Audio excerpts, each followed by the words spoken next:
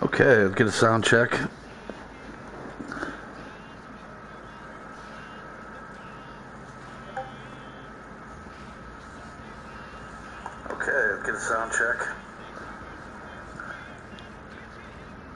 All right, welcome.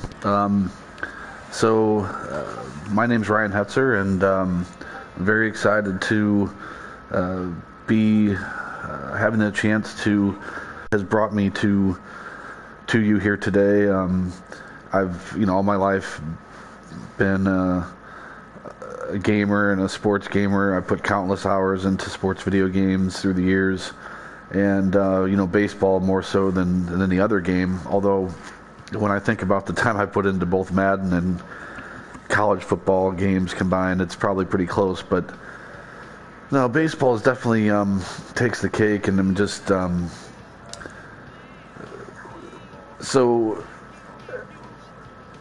gaming and sports gaming has just always been a big part of my life. And then I am a huge St. Louis Cardinals fan, born and raised in St. Louis, and so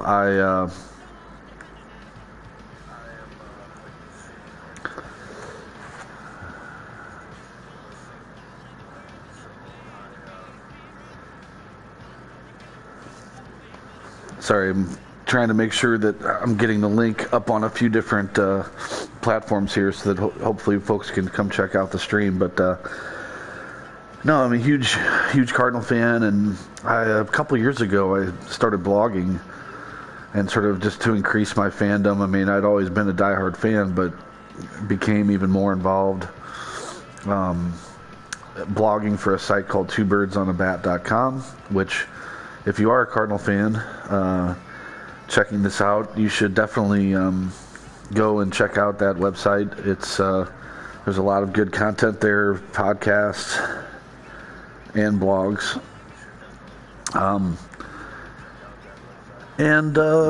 Then from that, I kind of became inspired to start up a podcast, and so I've been doing a podcast for a while now. And then when the world kind of changed on us, the podcast, which had normally been focused on really just the real life Cardinal baseball, I started doing podcasts on gaming, and the timing worked out to where the new MLB The Show game had been released, and did a few podcasts focused on the game, and reached out to Mike Lowe, who probably the majority of people that would be checking out the stream know Mike, but I reached out to him to come on my podcast, and it worked out that he was able to do so, and it was really a fun and great episode. I had him along with Ryden from Ryden Rosters, and we talked over the game and different things related to the slider set that Mike puts out and is so popular, also the different rosters that Ryden puts out, and really a fun episode. And so I kind of became connected a little bit to Mike through that, and I had known Mike through his slider set and through really Operation Sports more so, but then I discovered that he has the website Sim Sports Gaming, and which you definitely should check. Of good stuff there to check out. A lot of good articles. There's different openings in leagues, sim leagues, across the board, and all kinds of different games. And so yeah, I did a few blogs and YouTube videos for the Sim Sports Gaming site. I've on the Discord for Sim Sports Gaming, and a couple weeks ago, I guess Mike had put on the Discord something along the lines of, hey, I'd be open to having some different individuals do some stream on the YouTube channel. And so from that, I reached out to Mike and said, hey, I'd love to have some ideas. I'd love to have the opportunity to stream on the channel. And so yeah, that's kind of the short, I don't know how short it was, but that's the story of how how I'm here today on the SSG YouTube channel doing this stream. And so again, very excited to get this started. So with that established, there's still a lot to talk about here. Now, one thing that with this franchise, a number of things. I've played so much franchise, and specifically in MLB The Show, that I have my very traditional franchise with the St. Louis Cardinals that, it's kind of my baby. I have a spreadsheet for it that's, ridiculously detailed, and, I nerd out over that and spend, countless hours on that spreadsheet. And so I still have that very traditional franchise approach. But beyond that, I just find my mind always kind of wandering over different types of concepts, different ways to approach it, to keep it fresh, to keep it different. And so this is kind of with that in mind, that's sort of what the series I have for you today here. And one thing, it really doesn't impact the concept that much, but I did rebrand all 30 teams for this league. I actually didn't do it just for this particular concept. I had done it about a month ago. In this year's version of the game, you're allowed to rebrand your franchise. You can create brand new uniforms and a name and so on. So I did spend a lot of time doing that. And it was actually originally for a different concept that I had in mind that it hasn't fully gotten off the ground, so I'm still kind of tinkering with that. But I wanted to go ahead and use it for this stream, just to show off the uniforms, really. I did spend a lot of time on them. I'm still more proud of some than others, but and I'm not going to go through all the new uniforms right now, but as the series goes on, of course, we play different games, and you'll see some of these unis that I created. Now, this is the rosters I'm using are Raiden rosters 2.5, which is the latest version that Raiden Rosters Full Miners has put out. However, I have added a little twist. One of the creative things I like to do is, there's such amazing work in the player vault, and there are a number of different creators. The main two that I will mention, because most of the guys that I took were from these two, were a PSN name called PSU Rocks. I'm pretty sure I have that right. PSU Rocks. And then Dr. Sublime. Those two creators I definitely used a lot of their player cap creations. And what I did to these riding roster 2.5 to add kind of to the bit of a different approach to this franchise is that I did give each franchise, except for my own, which is the Rays,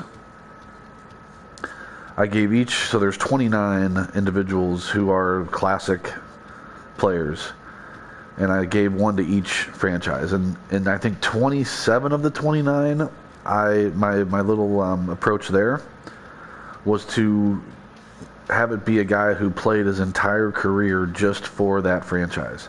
So that actually, allowed some different of the classic players than what you're always used to seeing. Certain guys. I mean, there's some that are still very obvious, like Tony Gwynn is, of course, Mr. Padre. I mean, he's the Padres representative. But, then there are other obviously great players like, say, a Willie Mays or a Barry Bonds for the Giants. But they did not, of course, play their entire careers in San Francisco. So for the San Francisco representative, it's Mel Ott, who, Mel Ott's a Hall of Famer, but played his whole career in San Francisco. So that's the one. So each franchise has one player who's a classic sort of all-time player who played their entire year for that franchise, and that's just a little, I don't know, I just kind of threw that in as a little spice on top, I guess you would say. And if you're not sure how to rebrand a franchise or to put a player from the player vault into your regular roster, I did do a little tutorial or kind of a video on that. It's on the Sim Sports Gaming site.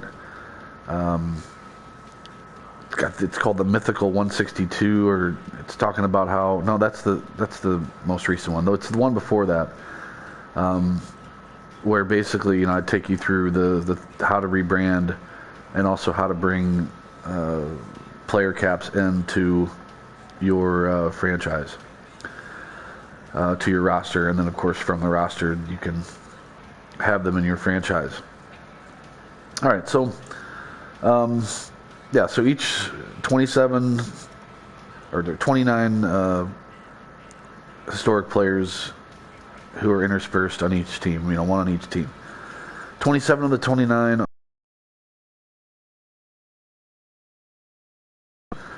I think there was Dave Steeb is Toronto, and he pitched like 5 games in his career for another club. I can't even remember which club it was. But other than those 5 games, his whole career was with the Sean, what happened? I don't know, Sean, if you're looking for Mike Lowe's normal Sunday night stream, he did a stream last night. I'm not sure if that's what you mean by what happened, but this is a new stream from me coming tonight, with a kind of a unique franchise approach that I'm going to be showing everybody, and I'll play a game, of course, tonight as well. Okay, so where was I? So yeah, the classic all-time. The one exception is I went ahead and put Griffey Jr. on the Mariners. The Mariners they had Edgar Martinez as an obvious choice, but I was surprised there's no player cap in the vault for Edgar Martinez, so I could have created them, but I didn't. I just went ahead and put Griffey Jr. All right. So now the concept. So I'm calling this prospecting for gold, and you look around, and that's one of the things that I want to feature in this series is just the prospects across the landscape of Major League Baseball. It's kind of become a hobby of mine more and more to follow the prospects. The St. Louis Cardinals is really my focus, but I do also have a pretty good knowledge of the overall farm systems across Major League Baseball and the top 100 prospects in baseball. And it's a fairly agreed upon consensus that the Rays have the top farm system in Major League Baseball. Of course, that's helped by having the top overall player and Wander Franco and a couple other, guys at the top of the heap. But so that's the team, that's the roster that I'm taking. And then what I'm kind of doing here is I'm putting myself in a position to where, like, it's still like the winter meetings before the calendar turns to 2020. And it's like this crazy GM has come in and, I'm going to go younger. I want more prospects. And my goal is going to be to, before all these prospects reach free agency, is to win multiple championships. We're going to go, 2, 3 in a row. That's kind of the very ambitious. So I want to build the best and brightest prospects that I can, with the knowledge that in the first, perhaps 2 to 3 years, it's going to be a little bit of an uphill battle. It's going to be a struggle. But then the hope is that right around the age of, it depends, of course, a little bit from guy to guy, because you have some guys who are 22, 23, 24, and then you've got like a Wander Franco who's still only, I think, 19. But, when these guys reach their mid to upper 20s and they're starting to hit their prime, that's the goal, is to have them all hitting their prime at the same time. So I do have a plan to progress the franchise as well, so that, throughout this series we'll be able to get into multiple years. I'll explain that a little bit more a bit later. So right now, I did already, in anticipation for the stream, I did go through, and any player I had who was lower than a 70 overall rating, who was over the age of 25, I already dealt them. I just went through and traded them all for younger prospects. Didn't get, too much of note in return, because, the guys that were trading, like I said, were under 70 ratings. And some of them, they were also over the age of 25. So when you're talking about those types of players, it's kind of more of your journeyman minor leaguers, or your lower level reserve big league players. And so I didn't get much in return. But my goal before even starting the 2020 season, and this is going to be sort of part one of what we're going to go through here together on the stream, is anybody who's above the age of 26 or 25. 25 is the cutoff. Anyone who's above the age of 25, I'm going to be dealing them off at the winter meetings. Again, I'm kind of pretending like, I'm taking over in the off season before the 2020 spring training and season even is close. So the hope is that, I'm going to add even more prospects to an already rich farm system. And then let's see how it plays out with all these young studs kind of coming up together through the system. And then again, the goal is going to be to build what will hopefully be just a super team. Now, before I start getting into some dealing, we do have some commodities that we'll be keeping, which will be part of this whole rebuild, or not even rebuild. It's just, this is not, let me just say, I understand that this is not based in realism here. This is franchises. If you want realism, realism's great. Mike Lowe's franchise that he does on this exact same channel is wonderful for realism. I do franchises that are based in realism, but this is a fun. This is meant to have fun, to be creative, to have a little bit of a different approach. Just to see how all of these young stud prospects can rise up together. I'm also going to be really focusing on the player progression system, For a long time, I've sort of felt like the progression system was a bit broken. And so we're going to really be paying attention to that and see field performance, is affecting their progression at all. And so, we're going to be focused on that a lot throughout the course of the stream as well, through the series. All right. So, yeah, a couple guys that are already going to be, Brendan McKay, of course, at 23 years old, with a 75 rating. Of course, he also has the two-way player, I think, quirk, or that's not a quirk, but two-way player possibility. At least I think he does. I don't know where you can see that listed.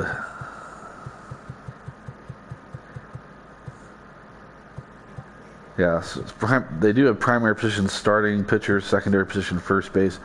I think he has to play a certain amount of innings at the position in order to actually unlock that.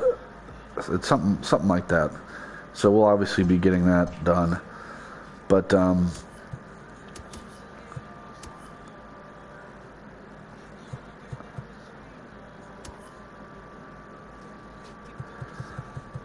Trevor Richards, 25 years old, so he made the cut. B potential, Banda, and you can see on down the line. Now we do have Honeywell Jr. as well, who's an A-level potential. Already 24 years old, but he'll be part of the mix as well. Alvarado, as a reliever, made the cut under 25. He's only 24, so he'll be probably one of my few relievers, true relievers. I'll probably be dealing with a lot of starters in my bullpen. Ronaldo Hernandez is our catcher of the future. He's got an A rating, or A potential, at 22 years old.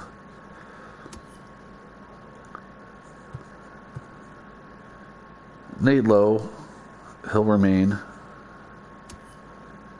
Brandon Lowe made the cut, and that's big because, there are a couple guys that are going to keep us competitive right off the bat, and Brandon Lowe's one of them.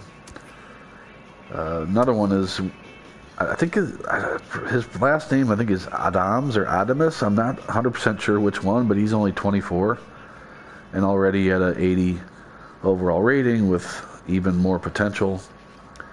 There's the consensus overall prospect in baseball, Wander Franco. And we're going to get him involved right away. We're going to throw him to the Wolves and see how he does. Xavier Edwards, another top prospect in the shortstop position. And you can see even a couple more.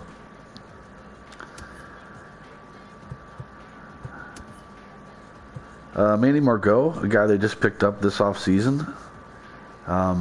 You get a little shot at our uniforms there, too. Actually, I'll take a moment to talk about those. But Manny Margot is a guy they just picked up from San Diego this offseason.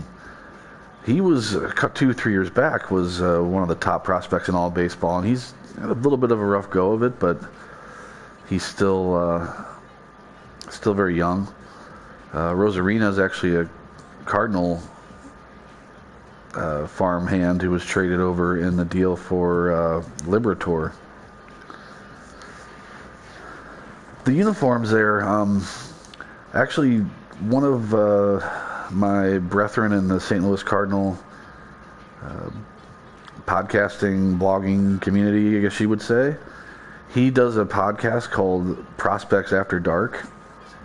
And it's a great podcast. If you're a Cardinal fan, especially, but even if you're just a baseball fan or like prospects, you should definitely check out Prospects After Dark. A gentleman by the name of Kyle Reese, he runs this podcast, and so he put this logo up in the vault, and I asked him for permission, could I use this logo for a franchise? And he said no problem. And but definitely check out his podcast. This is kind of the logo that he uses as well, with kind of the stars and the colors and so on. So this is, I think, my away jersey. There is the yellow. Okay. And then of course Austin Meadows. I mean, and Dylan Cousins, really. I mean, even though Cousins is well behind, the same age and well behind, he's still an potential player, 90 potential. So there are those 5 or 6 pieces already who are going to be a part of this. All right, now, so when we get to the acquisitions, so I already have all these guys over the age of 25 who are on the trade block. So all of these starters here, these relievers, closer, catcher, and I mean, obviously there's some good players here. So we should be able to get some nice prospects in return. So we're going to trade all these guys. Again, I know that this is not based in realism, but it's a fun approach, and it's one that I think I'm going to enjoy, and I hope you do as well, watching the progression of these guys. So, okay. So they're already all on the block. Now here's where I want to talk about, a lot of people, when it's very easy to manipulate the trade function in MLB The Show. And, you kind of almost have to put some house rules on yourself if you really want to maximize realism, because no matter how hard it seems like the AI tries in the trade engine. So, this is what I talk about when I say trade engine, is this page here. No matter how hard the game tries, it's just, you can exploit this, and you can shop guys and tinker with it and poke and prod, and you can eventually get, really build a super team if you put enough time into tinkering around with it. So I have heard a lot of different people talk about like house rules for franchise. One common one I've heard is that you can only deal from the trading block. Now all these guys on the trading block now are my guys. No other team has put anybody on there. But it takes about 10 games into the season before it starts getting populated. And I don't want to wait till then. I mean, I want to start the year with my young guns. Also, that house rule doesn't account for your own guys that you want to put on the block, right? Because, if you're putting guys on the block, there's no guarantee that teams are going to send you deals for those guys. They might, and you might get some offers, but then again, you might not. And so, when my house rule, when it comes to shopping, is to do this. So if I start out with Charlie Morton, and let's throw one of my 70 guys in,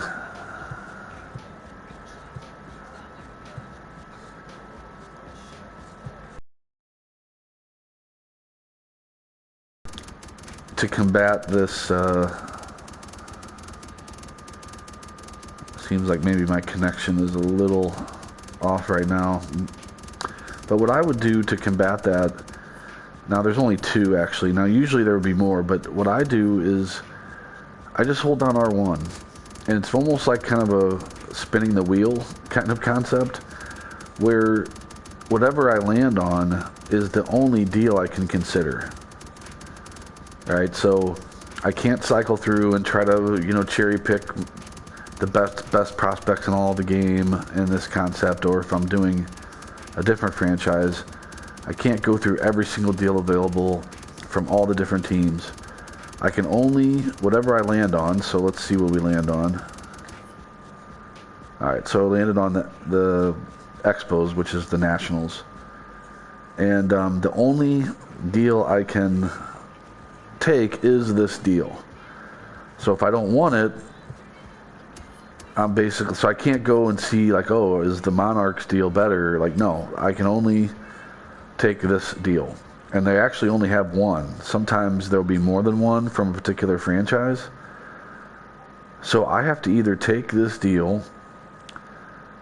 Now what I can do in my house rule is I could repackage this. I could try to go back and put Morton in with like another player and then, spin the wheel again, so to speak. But I already kind of saw when I added somebody to Morton's salary that there were no trades available. So I'm going to have to go ahead and take this. So I'm getting a starting pitcher who's a potential and only 21 years old in Jackson Rutledge. Now, I have to admit I don't know a lot about him. I'll have to do a little bit of homework. The reliever at a 54 and a B potential is, may or may not work out for us, but we will go ahead and pull the trigger on this. Both players under the age of 25, so that's what we need. All right. So this is going to be quite a process here, right? So we have to get rid of a lot of guys. So we did pick up just now, though, an A potential starter. Now, let's go down the line. Blake Snell should get us something very nice. Let's package him with... Who did we try to do just a moment ago?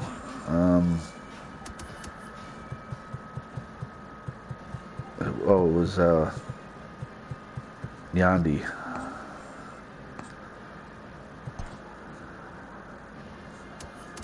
Okay, so now this is one where there's several teams, as you can see here, that have a package ready for Blake Snell and Yandy Diaz. Now I'm only going to be able to choose whatever I land on. And you can do this with even like a realistic franchise where you say, okay, like, I want to deal somebody. But in real Major League Baseball, you may only have one or two teams that are actually willing to engage with you on that guy. Rather than cycling through every single deal and cherry picking the one that's best for you, you can do this method, and it just adds a little bit of realism to say, okay, this one team, they're willing to make this offer for the guy you want to trade. Do you want it? Take it or leave it. And that's your chance to take it or leave it. That's where you get your realism. So let me just stop. All right, so this is the Atlanta Braves. And they only have one available. Now, Drew Waters is a top outfielder in their system. And what I like... Now, Shea Langoliers actually would kind of leapfrog my current A-level catcher. Shea Langoliers is a very good catching prospect out of college. And then you even get Bryce Ball.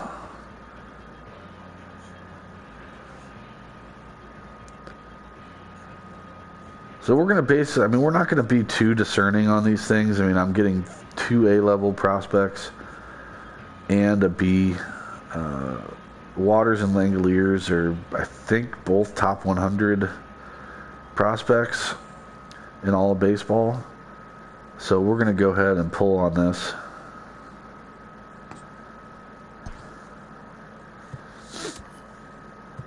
All right.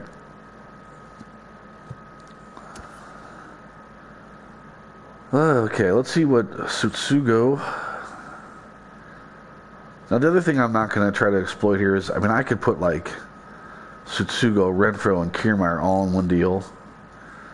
And you're probably going to get, a much higher level prospect. That's just also not a realistic. I know in one sense, when I'm talking about realistic, it isn't realistic to come in and just completely gut this entire roster for prospects, but at the same time, like, I'm trying to keep some semblance of fairness here. So that's sort of the balance I'm going for. So Tsutsugo, rookie out of Japan, but he's 28, so too old for this team. We'll package him with one of our 70s Glasnow's in there. Okay, let's say Oliver. No, let's go Yanni Chirinos. Okay, so let's see what this is going to get us. Okay, again, we have a host of teams looking to make a deal for this package.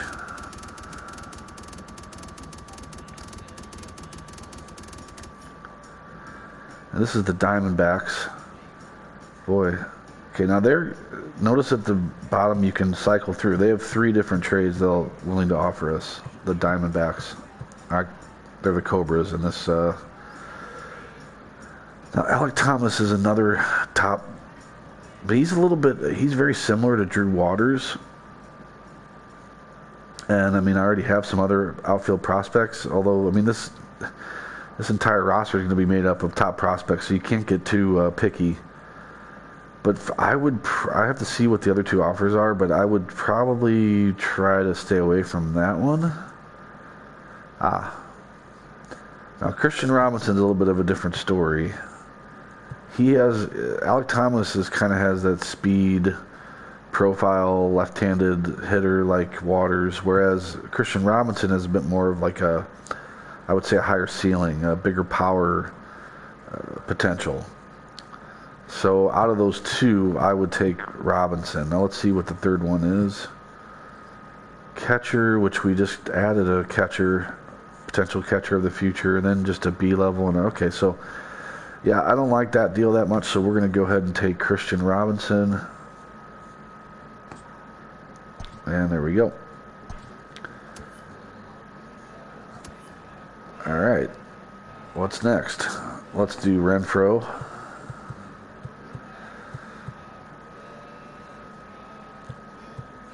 And Joey Wendell. How about that?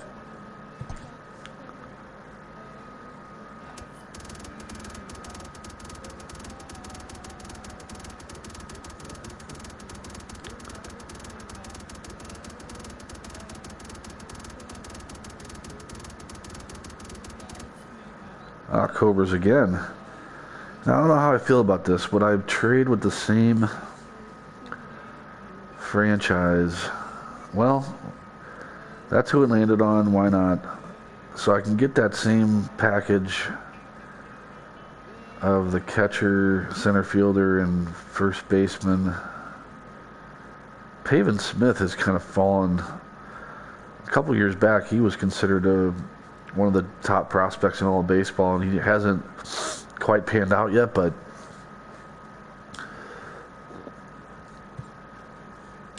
Alek Thomas is yet another outfield prospect.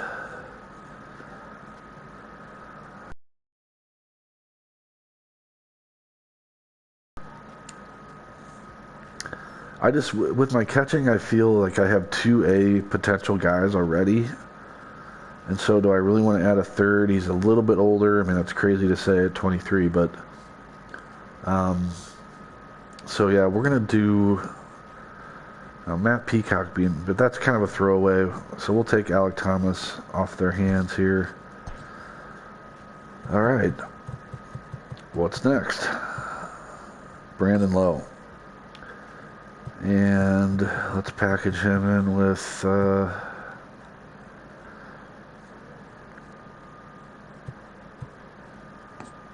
Diego Castillo.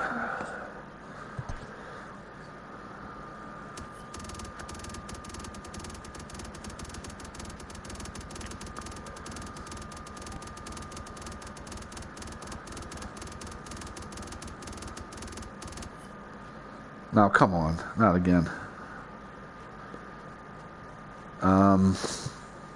I guess I'm destined to take this deal. I mean, it is a shortstop this time, Leyba, but I'm also flush with shortstops. All right. That's kind of when you go with that Wheel of Fortune concept, you get. So the Diamondbacks, the Cobras, are willing to deal with me big time. All right, so let's see. Kiermaier. Now that's another one that we may have to just try to go. Let's see. Maybe we can throw somebody in who's not making a whole lot of money.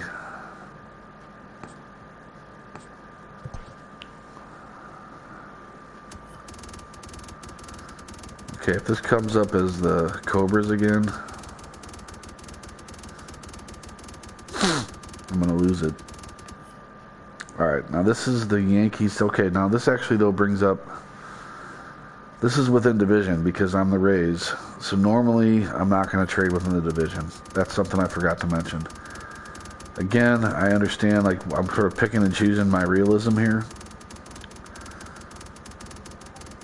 But you just don't see very many trades within the division. Okay, we're doing again. Alright, so this is the Houston Astros.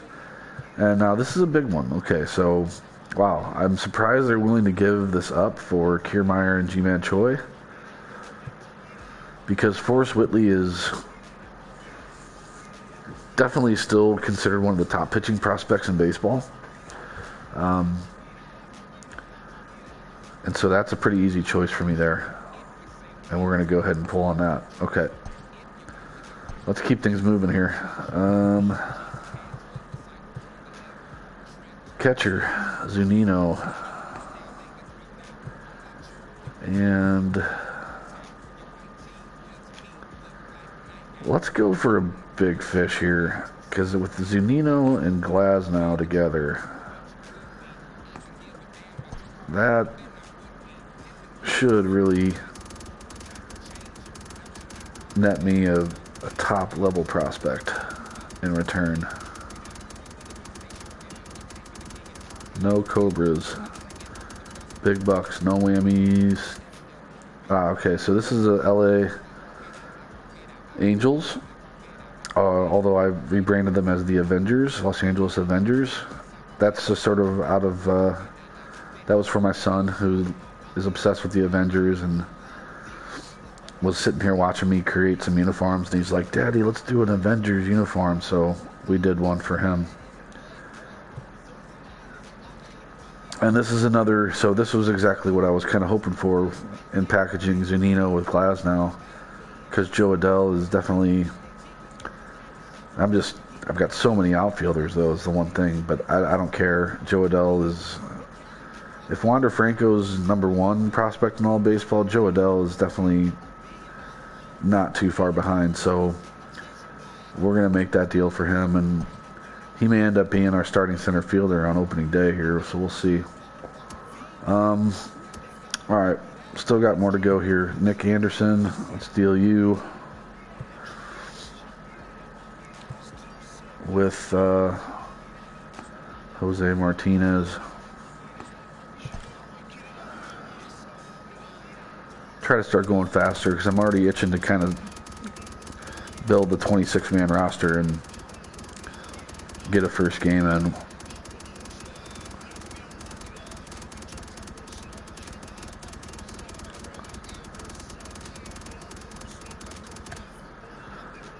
Okay, so that's Toronto Blue Jays. They're within our division. This is the Chicago White Sox. I did as Notre Dame Fighting Irish uniforms. I guess just because Chicago is fairly close to South Bend, Indiana. I don't know. So here we've got a starting pitcher. Yeah, I mean, I guess we're just going to have to take this. Not a whole lot here in that deal that I think will help us to our stated goal, but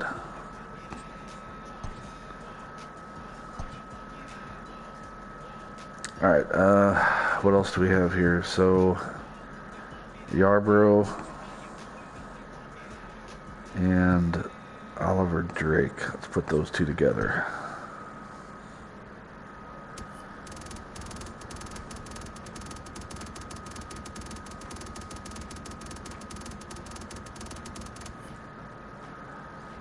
Okay, so this is the Minnesota Twins. I made them the Minnesota Lakers. Just that's an old NBA team, which was the Lakers before they moved to LA. And as you can see, as I have a little Kobe tribute there as their logo. Just a little something different. Kirilloff is yet another outfielder. This is getting a bit... So I think I'm actually going to go with this young 18-year-old third baseman. I just don't need another left-handed hitting outfield prospect. So this one's... We're going to go with this one. Alright, what else do we still have? Not much left here. Chaz Rowe and Colin Posh.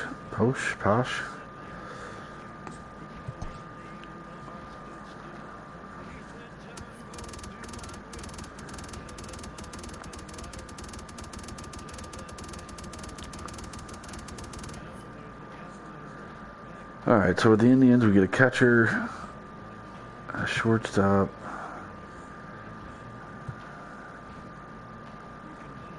So there's only one B-level potential in this mix, and that's Luis Oviedo. But the catcher, I might need him to bridge the gap. I don't know. I don't know. I'm not sure what to do on this one.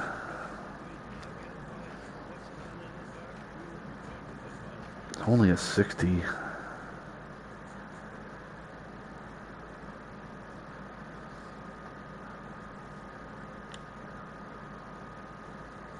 Alright, I'm going to take that deal. Okay. Alright, what else?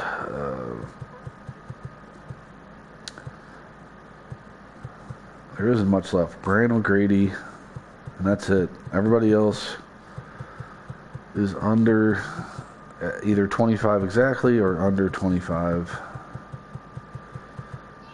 Yep. Which was what we were out for. I kind of have to go back and see that, where the dust settled. This is all...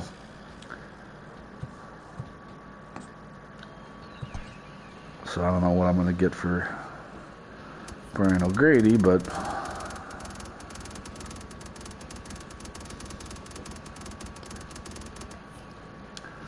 So the Orioles, this is the Orioles. The old St. Louis Browns moved to Baltimore, so...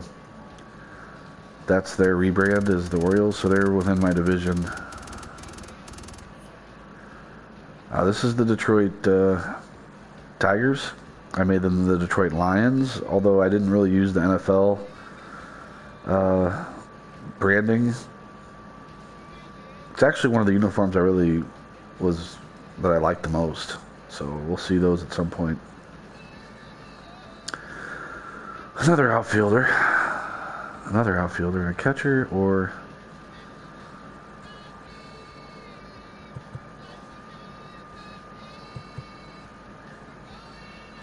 Okay.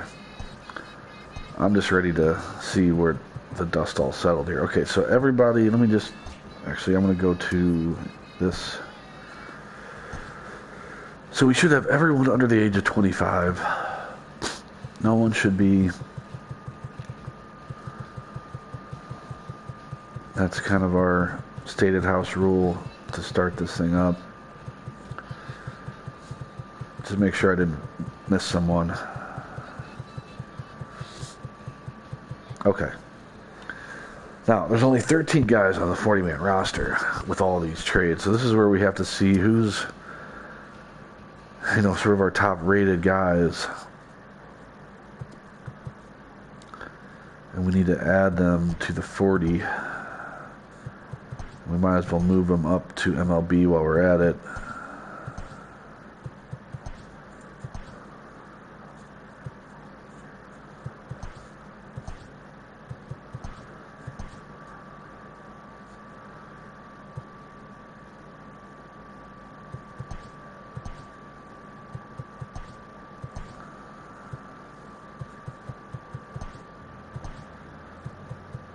Alright, let's chill on pitchers for a while. We're up to 18. Yeah, I don't know that any of these relievers are going to end up. And we're going to make Alvarado a closer. Because he's the only real catching prospect. Closer we have. So we'll need 12 starters. Maybe this Clayton Andrews lefty might make the cut. So let's add him then.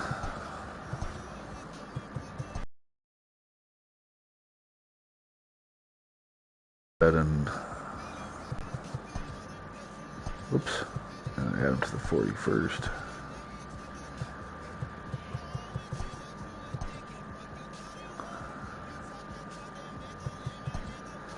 So you look at, again, we're out for world domination here. We're out for multiple championships. So if you look at a championship rotation, you're hoping here that McKay,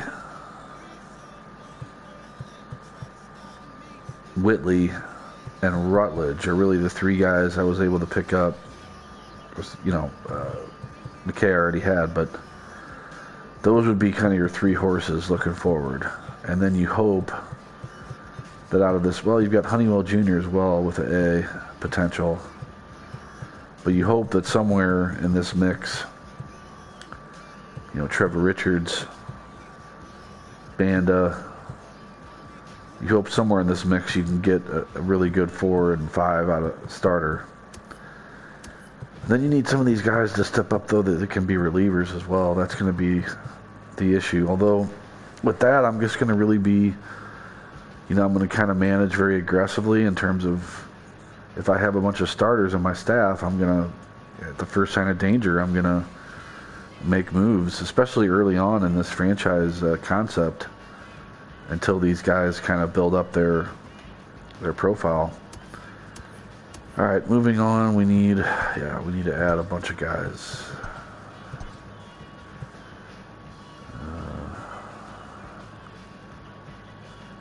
I forgot that I ended up doing Varsho as well.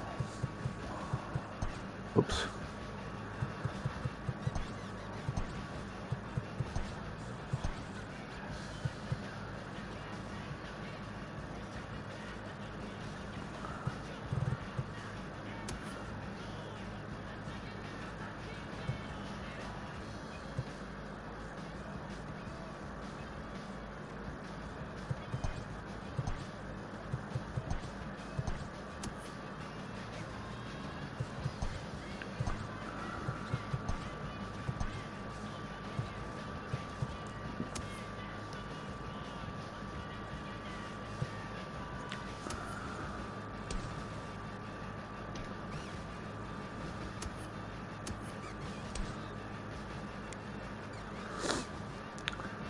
I'm not sure what I'm going to do with my infield for 2020. I guess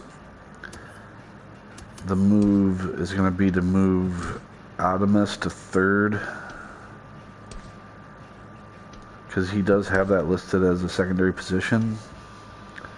Franco does not.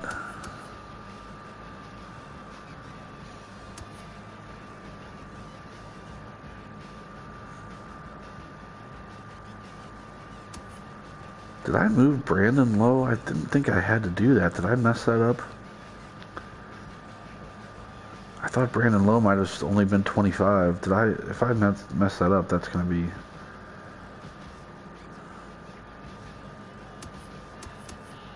Maybe I'm thinking of Nate Lowe. Hold on, I gotta see. I need to see if I messed this up.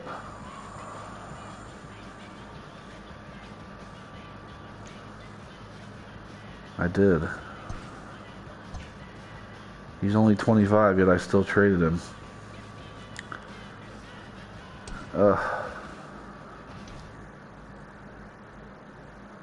Why?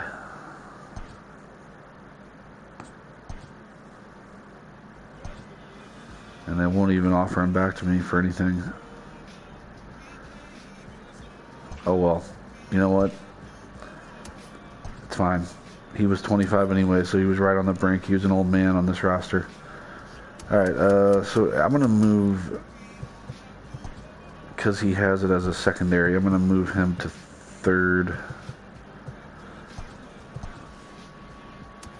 So he'll be my primary third baseman.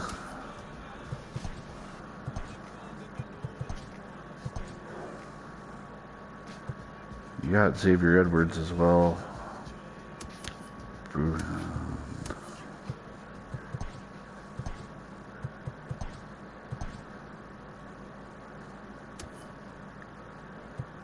All right, now all these outfielders, my gosh. Trying to see who's the top defender to stick in center field.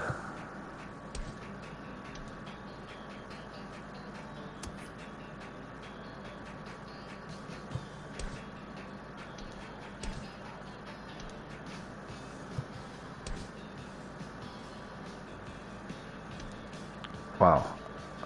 I don't even know what to do with all these outfielders.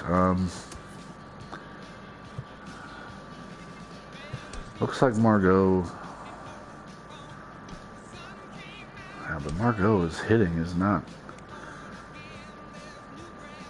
42 contact. He's pretty good against the lefties.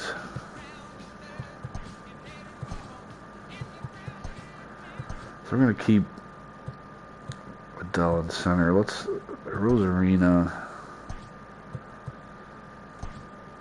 go to left.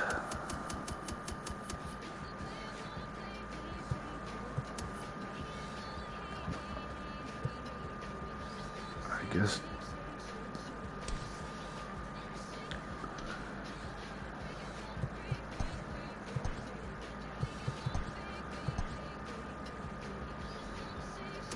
might have some spring battles, and I may sim up until like the last game of spring and just see what some of the statistics come out as.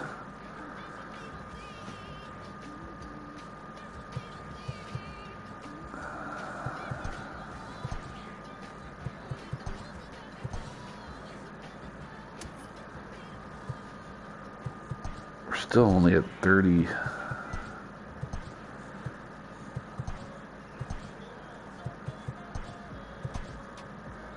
Okay, 32 on the 40 man right now.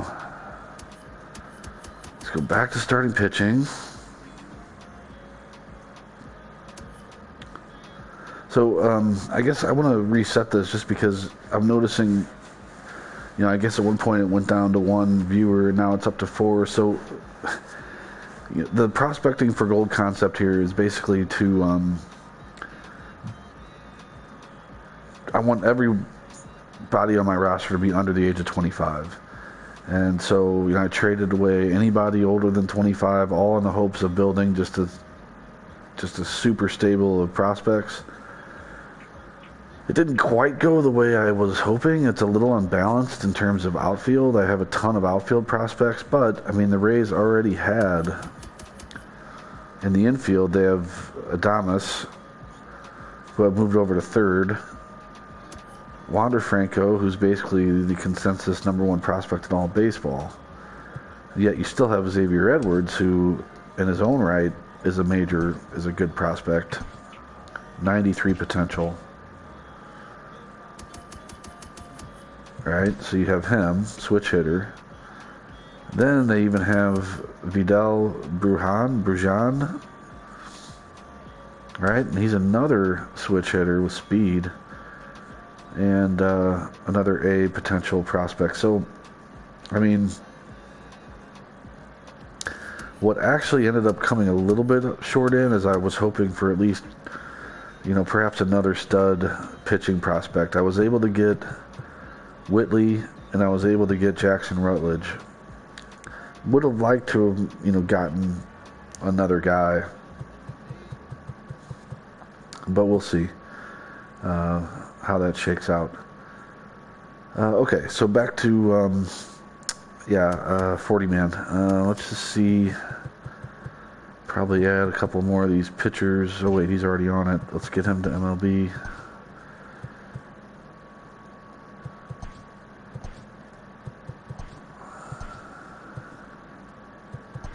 A lot of these mid to low 60s rated guys. There's a ton of them here.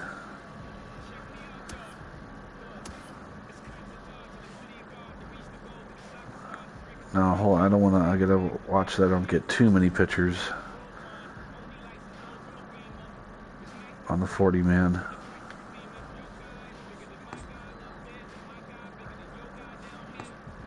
Yeah, I mean, that's probably enough. 1, 2, 3, 4, 5, 6, 7, 8, 9, 10, 11, 12, 13, 14. Yeah, maybe not though, because, okay. So let's go ahead and add a few more of these.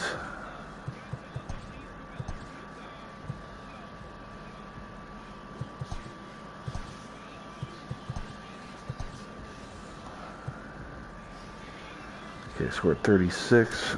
Make sure we're not missing anybody obvious on the position player side. So should Sam Travis be on the 40? Why not?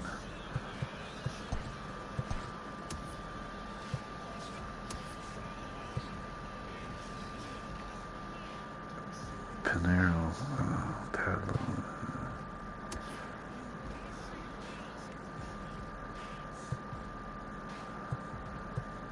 Maybe he should be Taylor Walls.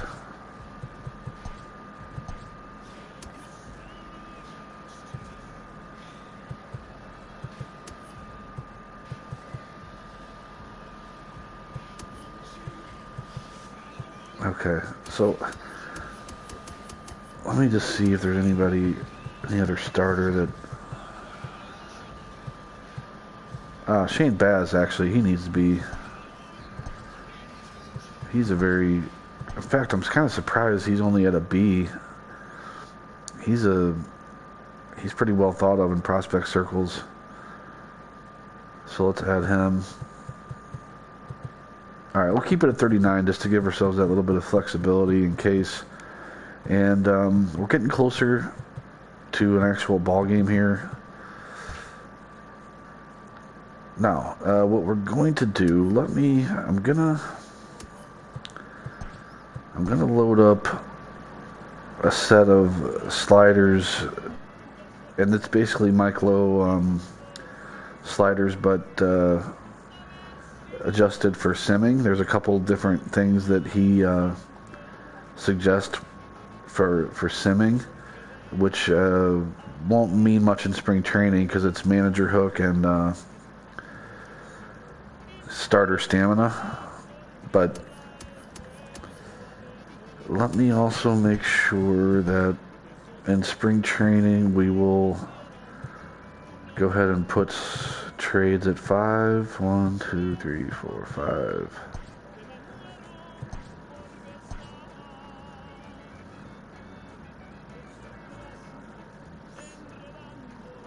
All right. So I want to sim spring training, but not all the way till the end. Let's go to here. Oh, I had one extra. I have one too many players on the roster. Let's see. All.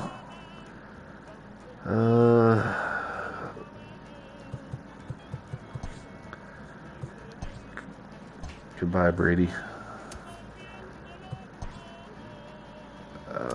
Yeah. So we wanted to go like here.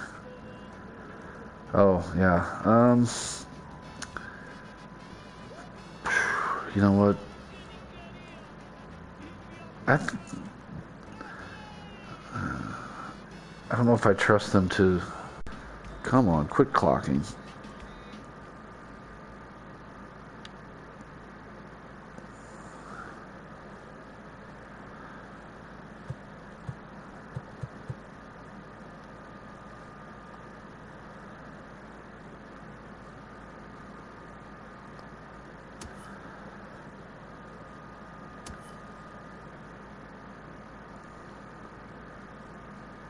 Okay.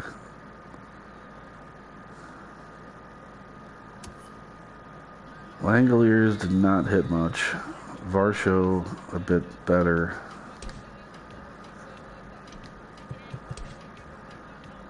So if that's a competition, you'd have to say Varsho won. Dalton Varsho can run a little bit too. 69 speed. Huh. Could play the outfield.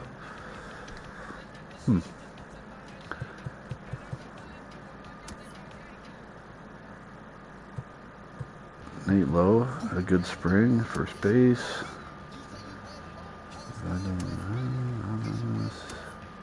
Oh, look at Franco. Look at that spring. 324, 4 homers. 13 ribbies, 2 steals.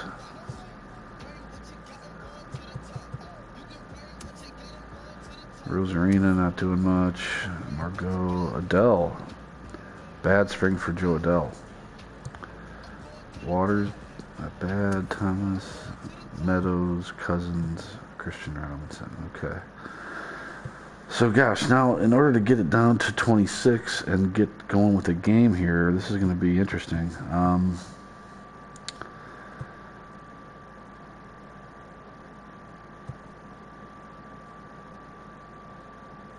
All right, so let's just go ahead and start doing this now. So Robinson, I'm going to send down.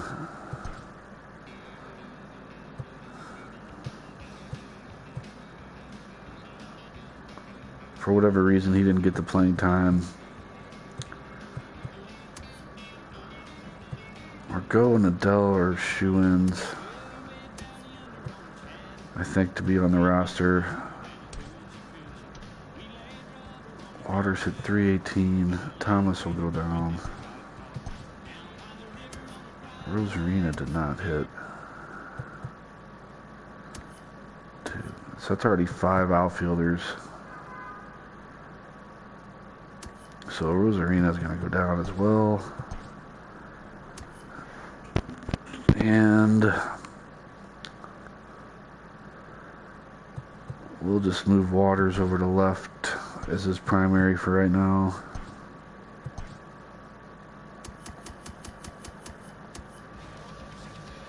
Keep Margot and Adele there. Okay, so we've got 5.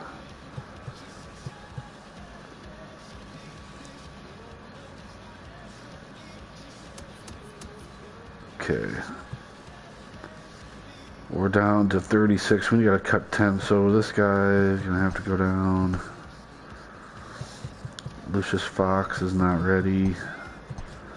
I like to keep Franco and Edwards up. I don't think we need Podlow.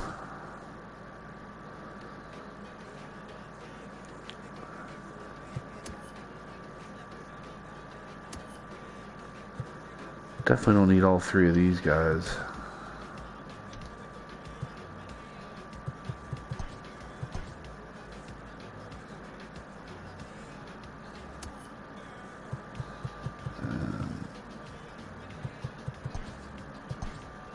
Hernandez.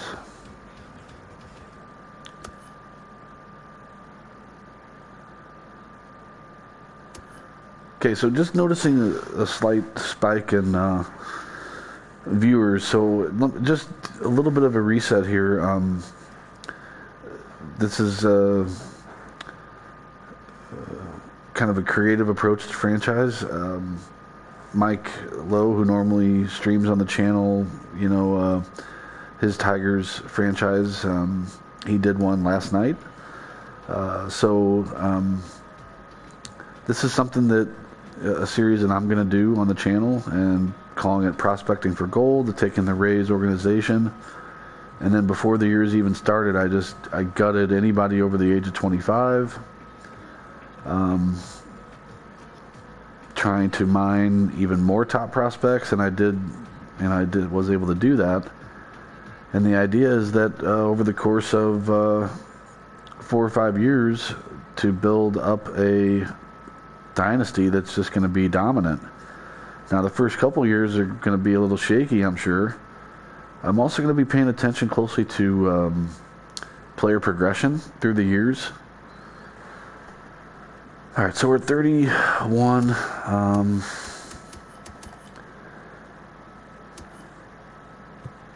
Just the one reliever, okay. So we need 11 starters to fill out our staff. 1, 2, 3, 4, 5, 6, 7, 8, 9, 10, 11.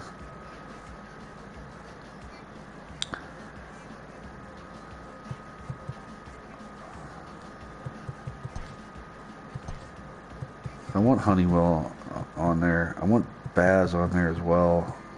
Just because I want my top guys to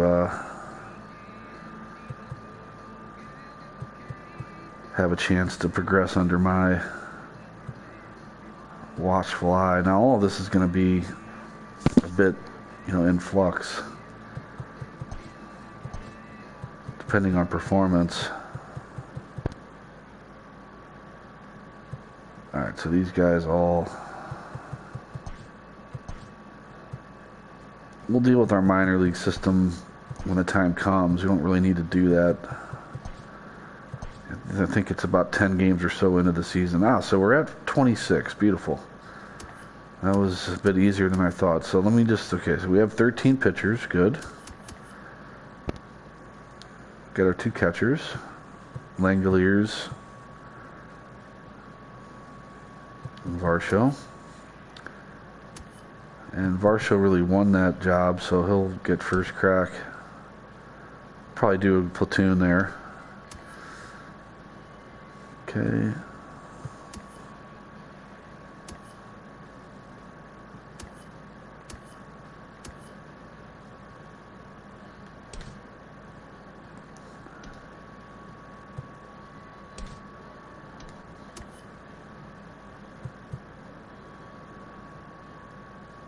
All right.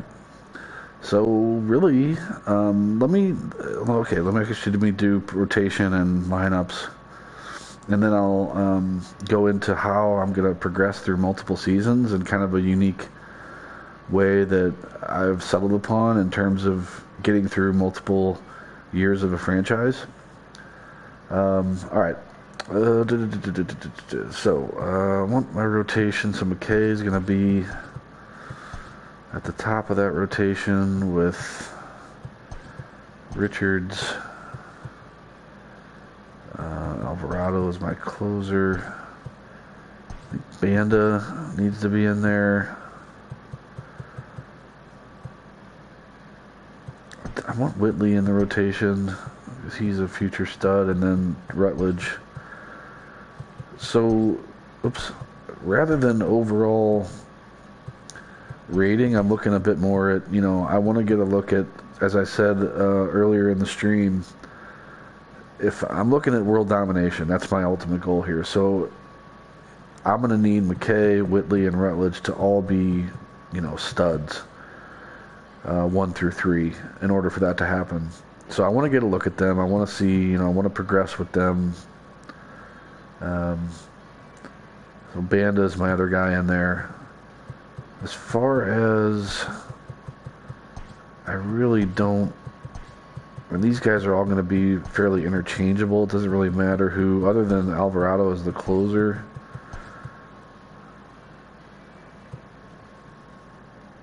What happened?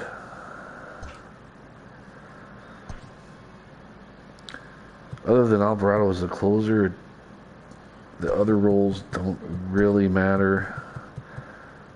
I guess once I have to start simming, it will matter more. But let's just go with that for now. Okay, for lineups, I'm going to just populate the no DH lineup first because I'm using DH for all of Major League Baseball in this franchise. So we just need the DH. Okay, so versus a righty, I want Varsho in there at catcher. Third base should be Adams on this.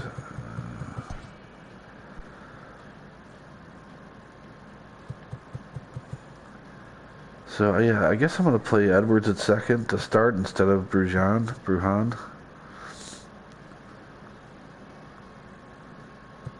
I'm just right now making sure I have the guys. I'm not thinking about order just yet.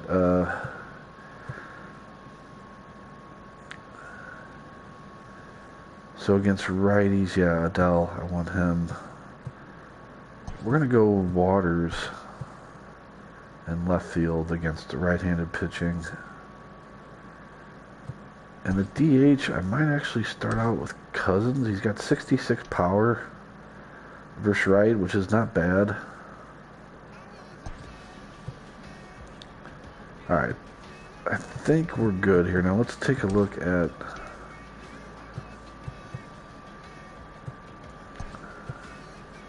batting order.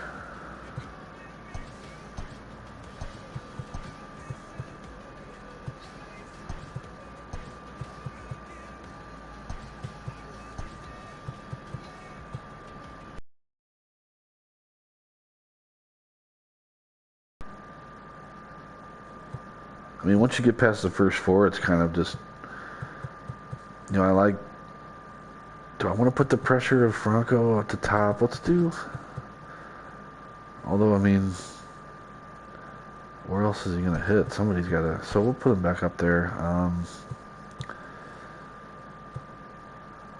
Lowe is somewhat of a veteran. He'll hit fourth, and then it's like after that, it's kind of, I guess I'll go Varsho. If you're looking for pop, it's probably Cousins. Then Adele. We'll do this. Yeah, let's do this. Put a little speed and switch hitting ability down here at the bottom. Okay, so that's going to be our right-handed lineup.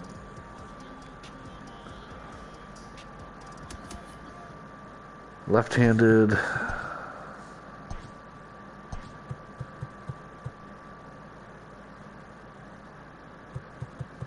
Where's third base? We don't have a third base. Okay, so that's...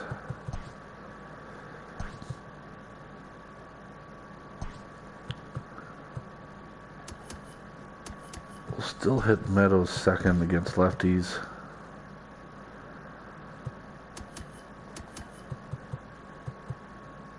I guess we'll still hit Nate Lowe fourth. I don't know who else would be logical to do that. Is Sam Travis good against lefties? Yeah, 65 and 59. Which isn't really that much better, but it is. Okay, let's do that. Now Margot is good against lefties, so we'll do... He's a little bit better defender right now than Adele. So against lefties, we'll play Margot in center. And Adele in left. Langoliers will catch against lefties. And then again, we'll have Edwards and Waters.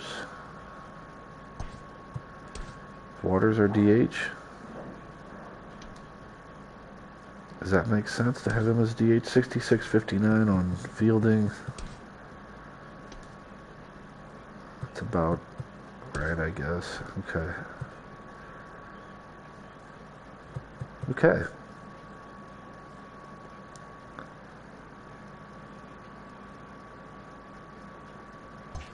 We're set.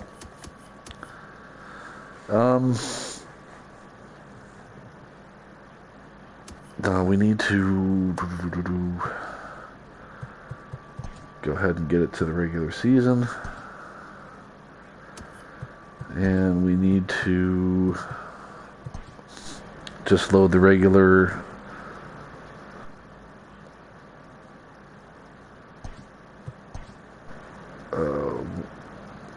1.6 sliders from Mike Lowe and get those in the vault. Alright, so our first, so we start out in interleague play, huh? Against the Pittsburgh Pirates, or Pittsburgh Raiders, I think is what I made them. Kind of combine the Raiders logo with the Pirates logo. So we'll be facing Tyon. They have Roberto Clemente as their face of the franchise.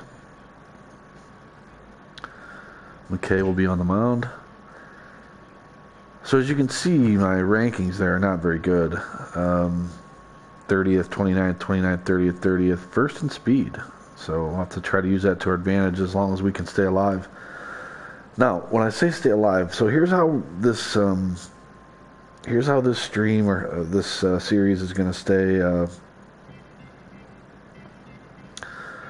Is going to move, and so that we're going to actually be able to see whether or not this idea I have is going to come to fruition, of being able to build just a stud team. Now remember, I'm also in the American League East, so we're talking about trying to win amongst the big boys, the Yankees, Red Sox, and so on. So the way I do it, I've kind of settled upon to get through multiple seasons, and it also keeps it fresh and fun and interesting, is I start the season off and I play until I lose. Now, in this particular concept, that could be quite soon. Once I lose, that creates a challenge where then I would have to win 5 in a row in order to keep from a sim cycle, put it that way.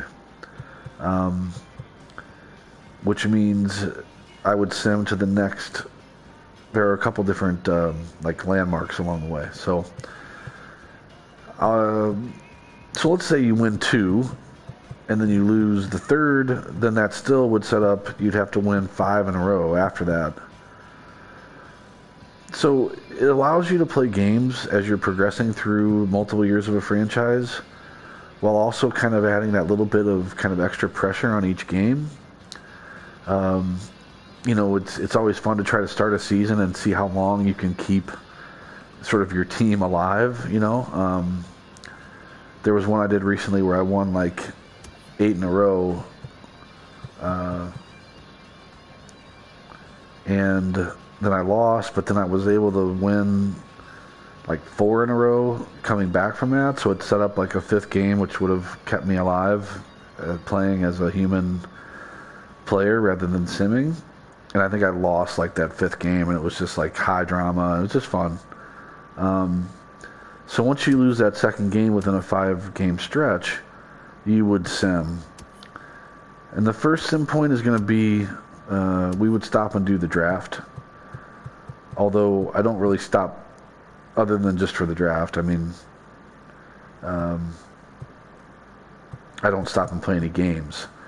What I do then is after the All-Star break is when I would pick up actually playing games again.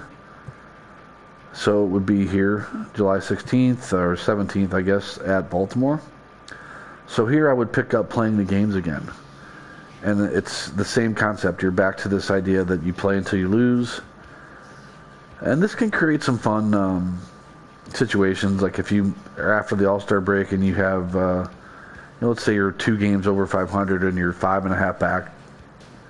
It kind of creates a scenario where you're like, all right, can I give my team a boost? Can I, playing as a human, can I win 10 out of 12, or can I win 11 out of 13 and really kind of put my team back into the contention before the inevitable happens and you lose twice, within 5 games, and you have to simulate again. So this is sort of the method I use, and that takes you.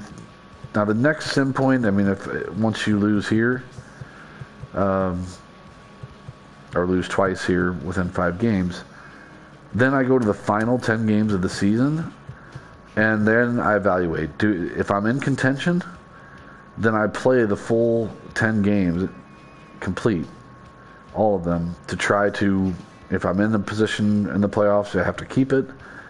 If I'm in contention, then I, play those games with a chance to make the playoffs. And so that's the third sim point, is those final 10 games. Now, if I'm out of contention when I reach the final 10 games, which is probably going to be the case in the first year of this franchise, then I just don't even play those 10 games and I go to the off season. So that's how I'm going to progress. And so what that allows you to do is, through playing, you're still you have contact with your team, you're playing games with your team, but you're also getting through multiple years so that you can see that progression, so that you can see, the moves you make in the off season from year to year and so on. Now, we're not going to really be making that many moves. We've done what we're going to do. We've built our team. I might look at something with some of these excess outfielders we have. But if I were to do that, I'm still only going to accept a trade for other prospects younger than 25. So I'm not going to be looking to package prospects and try to get Mookie Betts or somebody like that. I mean, not that I have enough to get him, but it's just I'm not going to be doing those kinds of moves. I'm sticking with this, and really I want to watch these kids grow and see which of them flourish. All right. So I think, gosh, let's see, we're an hour and a half. Wow. Okay. I'm going to go ahead and play. I really was hoping to get through the intro stuff in around an hour or less, and then I figured 45 minutes for a game, but such is life. So let me just make sure that I'm set. I've already loaded my sliders. Just to show you, so doing Legend, basically following a lot of what Mike Lowe suggests. Legend hitting, Legend pitching. I'm using the catcher high hitting view, which is something I'd like to talk about. And if anybody has any comments in chat, I'd be interested in hearing what some of you guys are using. I've recently kind of settled on catcher high. I'm somebody who tinkers a lot with things. In fact, one of the reasons that I love that I'm really appreciative of Mike's work with the sliders is it's one less thing to worry about. Like I'm always trying to tinker for the best experience, and I used to tinker a lot with sliders. I'd get that slideritis and always want to change. Oh, this happened in this game. Should I change this or whatever? And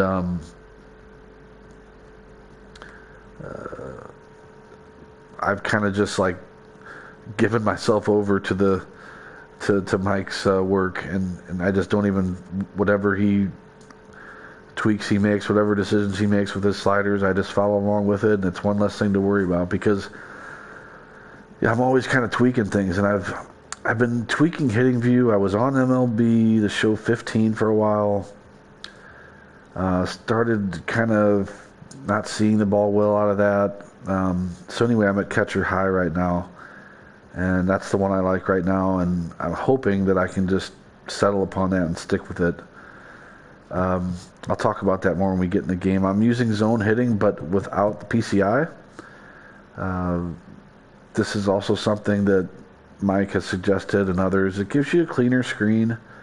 I've actually found that the PCI is a bit of a crutch. I mean, in the sense that I actually have noticed that I square the ball up more often without using the PCI, even though sometimes I still kind of like wish I had it. There are times where I think, if I had my PCI, I think I could have got to that pitch better. But really, when I actually have tested it and looked at it, I'm much more accurate just using your hand-eye coordination.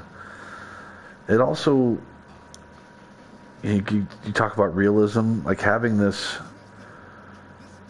kind of circle on the screen that you move around and match it up to the ball, and like it's a little arcadey versus not just having to use your hand-eye coordination and take your swing to the ball. So I've settled upon, I've gone back and forth with this as well, but right now I have it off, and I plan to keep it that way.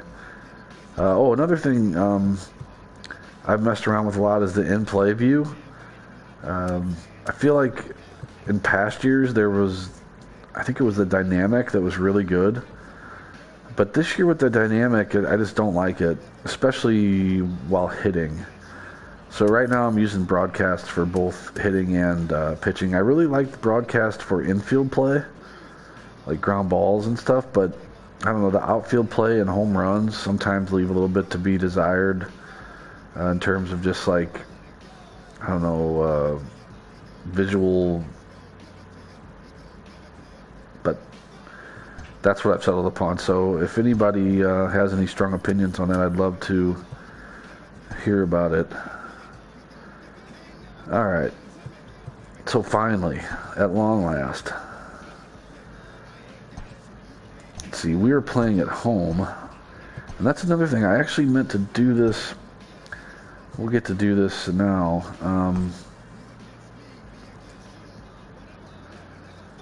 I don't want to. Okay, I did. Okay, so I did set. I wanted to use a different stadium, and I kind of like the look of this is Main Street Field, one of the minor league stadiums, and I'm not even sure this is a real stadium. I think it's just kind of a made-up thing. And because, you know, I've rebranded my franchise, it's this, I mean, plus Tropicana Field has no personality whatsoever to it. This is going to be my home field instead for this build of a team. Alright, let's finally get into it here. Okay, yeah. Facing Tyon. And we do have some danger in our lineup, especially with Meadows and Adamus. Adames. I'm not sure how to pronounce that. It's my bad.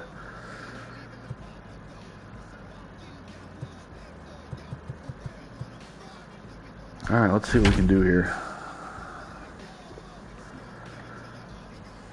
Yeah, so Clemente is their face of the franchise. If you missed it at the beginning, I did give each franchise one like face of the franchise player, which had to be someone who played their entire career for that franchise.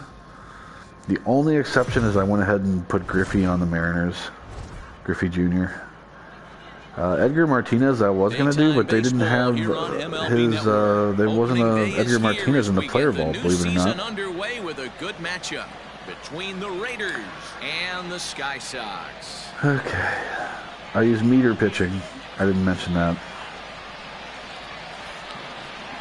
Brendan McKay gets the call to pitch here on opening day in front of so the jersey there, Prospects After Dark, I mentioned this earlier, I'll mention it again. This is actually a brethren within the Cardinal.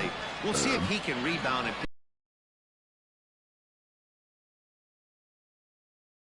it'll be awfully important. Called the Bright Colors. He has a podcast. His name's Kyle Reese. He has a podcast named Prospects After Dark, which is what you can see there on the jersey.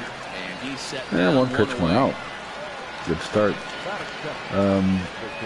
His podcast is amazing. It's if you're a Cardinal fan and you're not listening to Prospects After Dark, you definitely need to get on that. His knowledge of the Cardinal system is just second to none. And that's sort of the logo that he uses for his podcast. And I asked him, he put it on the vault. And I asked him, like, hey, would you mind if I use this for a franchise concept? He said, yeah, no problem. But yeah, I'm not. He writes and does the podcast for a site called Birds on the Black, which again, if you're a Cardinal fan, definitely need to be on that. The site I write for is called Two Birds on the Bat. So I'm not like plugging him for any other reason than I just love his podcast, and I thought the Prospects After Dark uniform kind of fit my build here with prospecting for gold. So, yep, first two down. Get some volume. Digging in, Brian Reynolds. He'll get to take his first cuts here. Pitch on the way. I know he stole a strike right there, but he wants to get that curveball down or he's going to get hurt. in there, and he's ahead 0-2 now. Hey, this is an amazing inning right here. Attacking the zone. You know, I forgot when making my lineup, I didn't really know get off the field super quick. kind of who to DH, but in some of my games it'll be the man that's on the mound right now will be my DH or first baseman. Now a good pitch around the knees, but it doesn't quite catch the bottom of the zone. Here now the 2-2. Fouled away. I don't know how this ballpark plays at all. I don't know if it's going to be kind of a bandbox, a bunch of home runs. Of course, I probably won't be hitting that many. Adames picks it up. Throw in time, and the side is retired. It's a good start.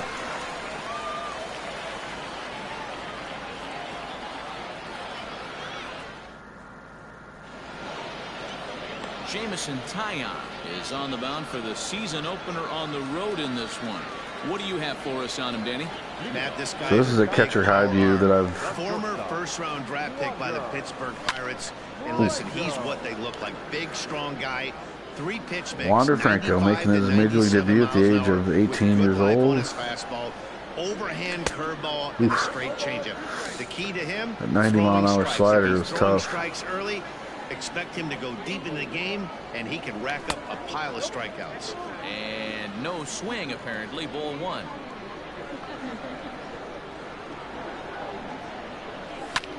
High in the air and drifting out to shallow center. I like this view because he makes the catch. A great effort to get there and we're playing Polanco in center now. You get a pretty good close-up of the pitcher. So the base is empty here with 1 away, and Austin Meadows will be the next to bat. But first pitch, how do I say this? Back up the middle. Shift brings it in.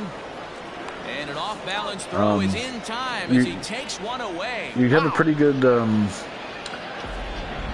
vision or picture with the pitcher, but good reaction, great range, and a nice you're also like slightly pushed back.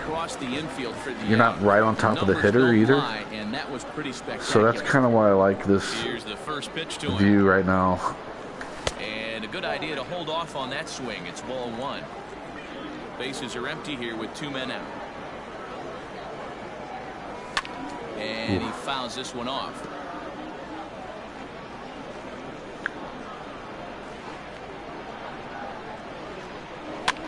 Pitch popped up. Bell near the first base bag. He makes the play, and that'll end the inning. Stepping up now, Josh Bell. As he'll get that was a good pitch to hit, that last one there. Now the pitch.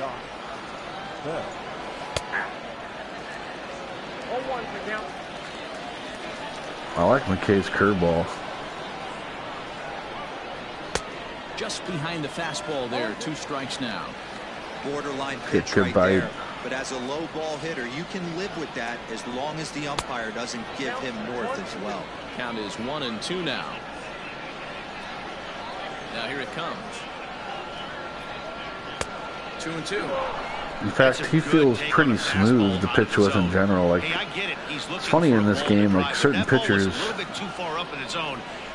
just like the motion and timing just feel right, and other times it's kind of hard to center up the meter depending on the guy's windup and stuff. But I like the feel of McKay. It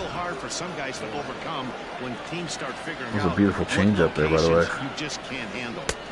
Now an off-speed pitch gets the outside. It's a cold strike.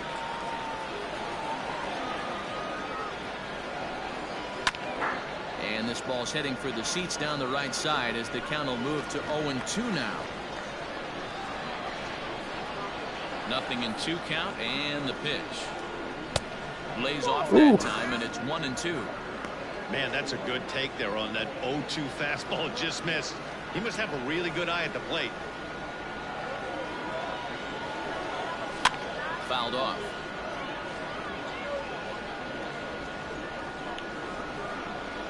Looking for the strikeout. Here's the 1-2. Swing and a miss on the fastball that time. Out number 2. Boy, there's nothing better from a pitcher standpoint than watching that high fastball, a high piece of cheese, swung at and missed. That pitch looks so inviting to hit, but it's awfully tough to put in play. Here's Gregory Polanco. As the first pitch misses to him, it's ball one.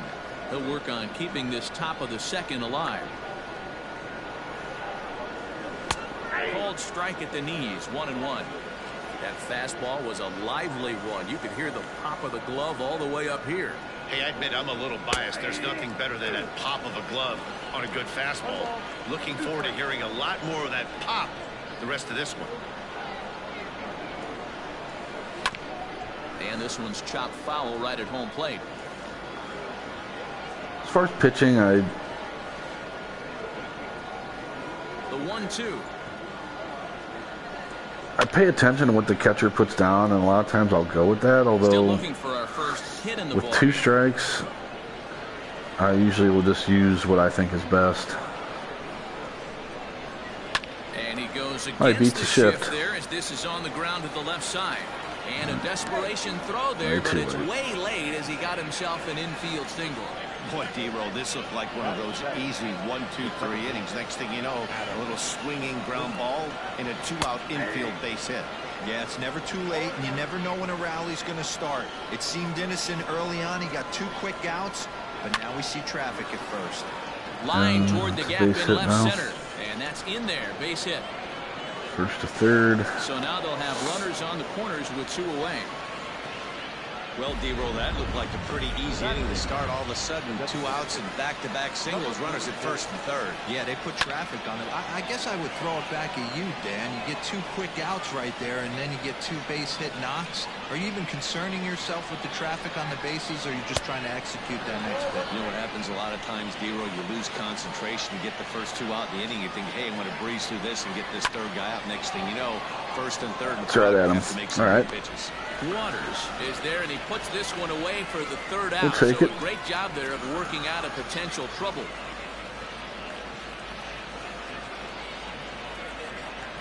We'll take it.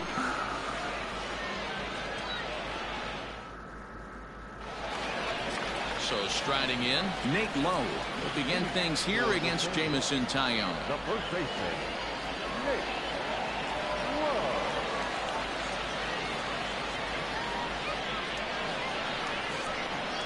Here's the first pitch to him. They'll start him with a breaking ball. Too low that time. It's ball 1.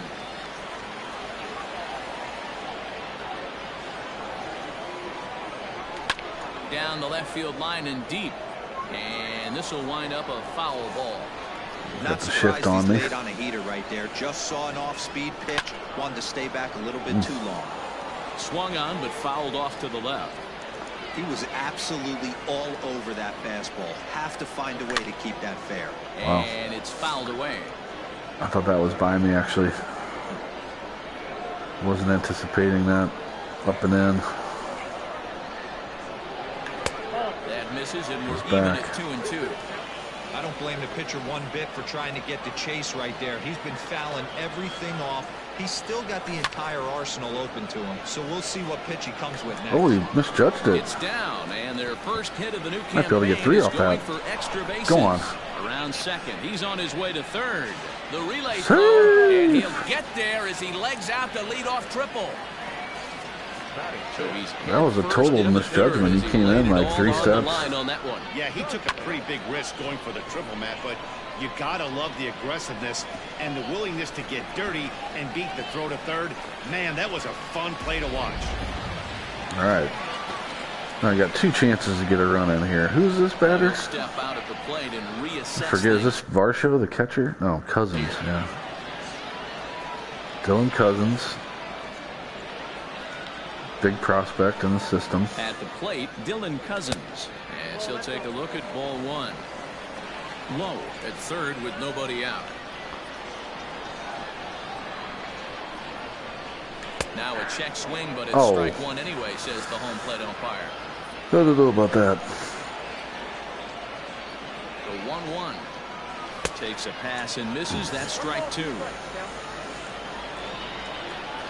Wow, that felt like I was on that pitch better than that. It was just late, huh? trying to pick up that outside corner, but this misses, and it's back to even at 2 balls and 2 strikes.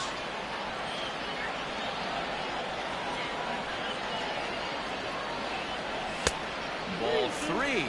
3-2 now. Pretty good pitch right there. Fastball in off the plate. One of the things you want to do as a pitcher, try to stand those hitters up. And he's able to lay off there for ball 4. Now to put runners at the corners. Now, one of the things here, like with, I mean, my only attribute on this year's team is speed. Now at the plate, Joe Adell, and their runners at the corners now. Do I consider bunting it all here to put a little pressure on? First pitch of the at-bat on its way. Fouled away. Taillon, a right-hander going 6'5". Now, if the bunt's good, the runner from third could score, plus maybe you get a hit. Line to the right side.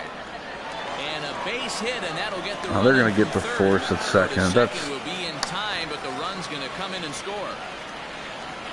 Oh, man, I don't know how that happened. Looked to be a base hit to the outfield, but then all of a sudden the throw comes in and they get the force on the plate. To be honest, that just can't happen. First pitch coming. Here it is. Driven the other way, but caught down at third as he'll hang on here to record the second out. Batting it.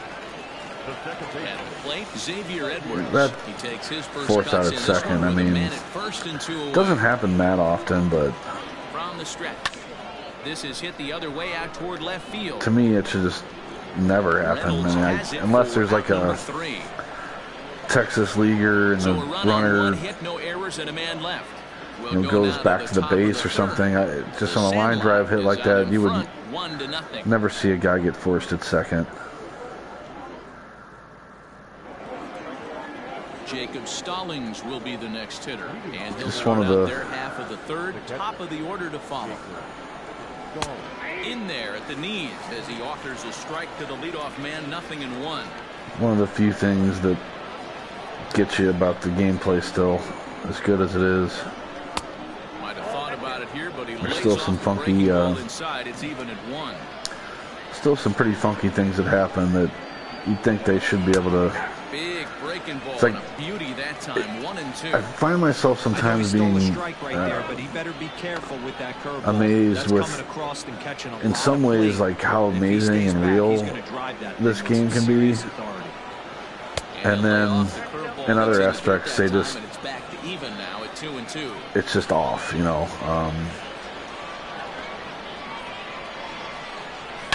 Swung on and hit pretty well out to deep left field. Stayed in the ballpark, thankfully. Yep. So there's another one, and I guess that was hit pretty hard. Maybe he would only get a single on that with only 8 speed. But and probably does a good job holding him to a single. Yeah, I'm surprised he's not.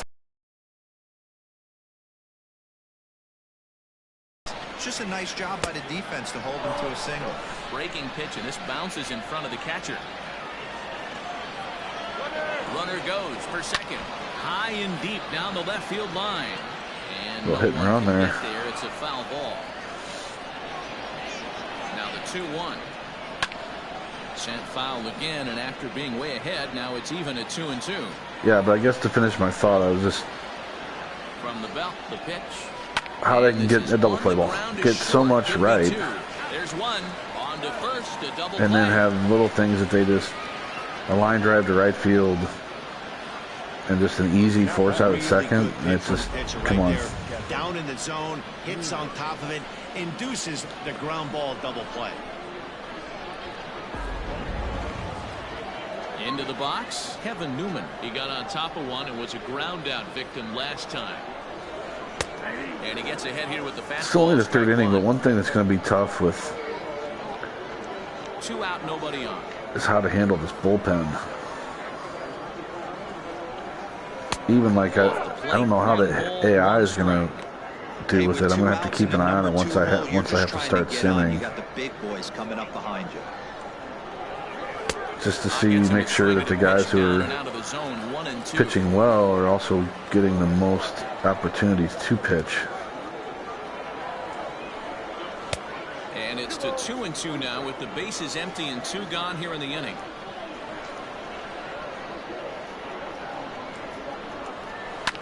grounded to the right. Get over there. Oh, great play. Look at this. He gathers the throw. Look at this young club. They've got so much energy. Xavier Edwards. At the plate, Drew Waters, as we move on to the bottom of inning number 3. First pitch coming. Here it is.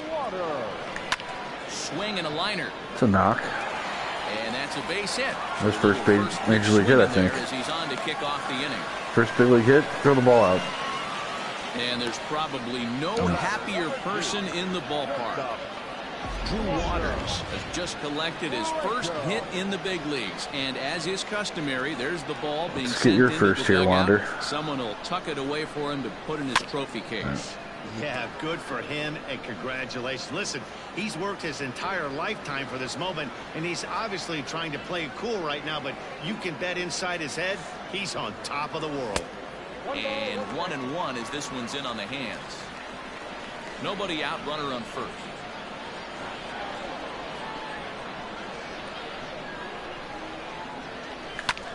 Pulled high in the air out to right field. Right fielder giving chase. He gets there and makes the play for the first out. Into the box now, Austin That Meadows. was He's 0 for very 1 nearly after grounding squared out up in his only perfectly, trip to the but plate so far.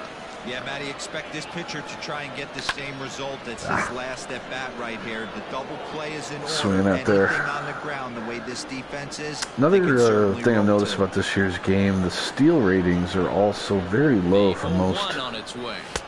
guys. That's a look up. I mean, I believe that Drew Waters is a speedy, like, definitely can steal you a base type of guy, and they have his steal rating at 29, even though his speed is 65. From the belt, the pitch.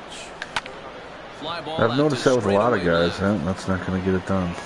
Reynolds is in his tracks now as he makes the catch for out I number hate 2. to, like, I'm the last person in the world that wants to start tweaking Standing ratings, in, but Willie Adames, 0 for 1 here in the early going.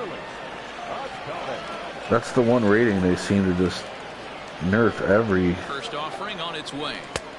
Breaking ball called just a bit low. I think that was a In his strike. No, career, it was down. Adames is slugging just a little over 400. Not a huge threat, but he can certainly square one up on occasion. 1-1.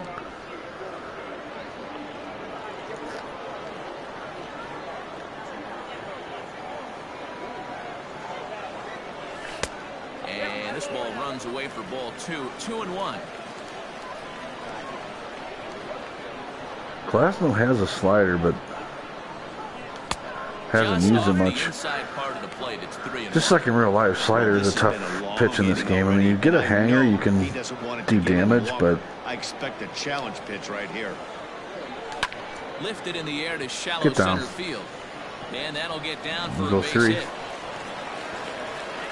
So now they'll have runners on the corners with All right. 2 away.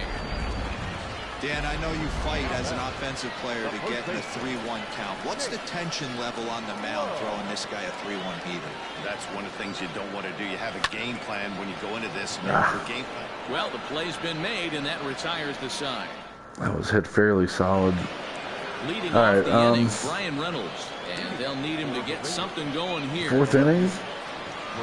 McKay's First pitch on its way. cruising for now. Knock on wood big time. Hit back up the middle.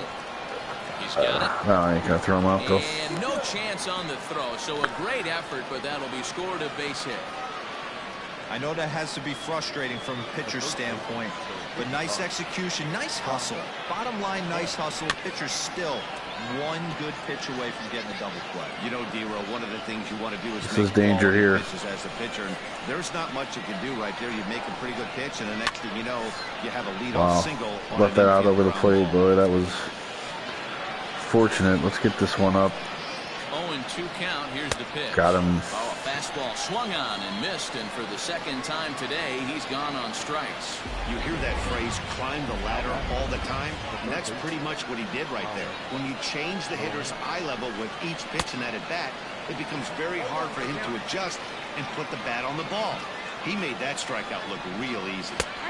Fastball, and he's quickly in the hole. 0-2. Okay, is he this electric in real life? And a fastball blew it right by him, and they're 2 down. That's back-to-back strikeouts now, as they've been unable to advance that leadoff single into scoring position. Yeah, clearly no problems working out of the stretch right now, Matt. He's taking control. Now here's a fly ball. Well hit. Meadows moving back. Still going back. Gone!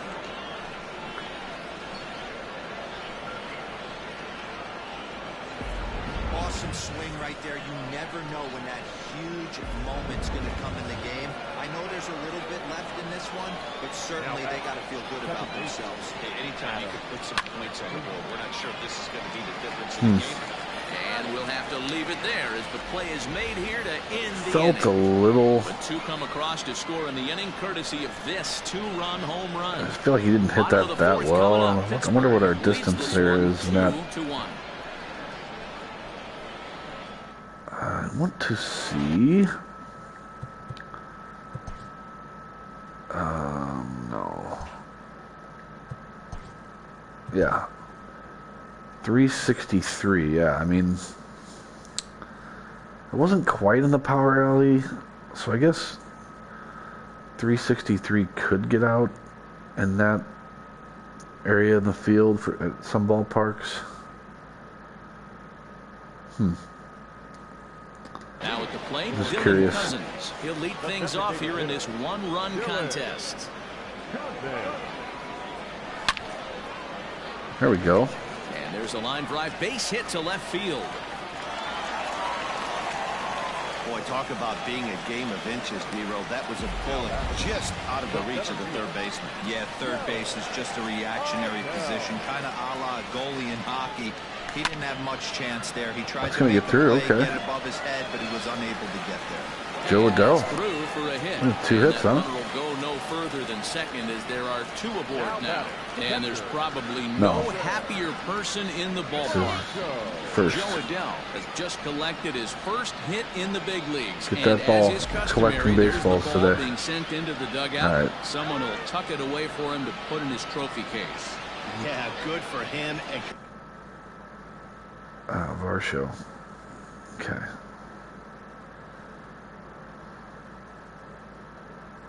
congratulations. I was thinking about bunting, but his entire lifetime for this should be a moment. straight He's sack. obviously trying to play it cool right now, but you can bet inside his head he's on top of the I'm world. sure that's going to be a double Scoops it play. up. One there. Over to Bell for the double play. Unreal. Well, there's the pitcher's best friend right there. The inning was off to a rough start, right? But nothing changes that like a good old 2-ball. We'll see if they can strand the runner at third now. Started to go around there, but he holds up ball 1. Great job by everyone involved right there. Executed a great pitch, got the double play. But don't kid yourself, there's still a guy standing on third base. He still needs one more out. Clemente is there, and he puts this one away for the 3rd out. So a great job there of working out a potential trouble.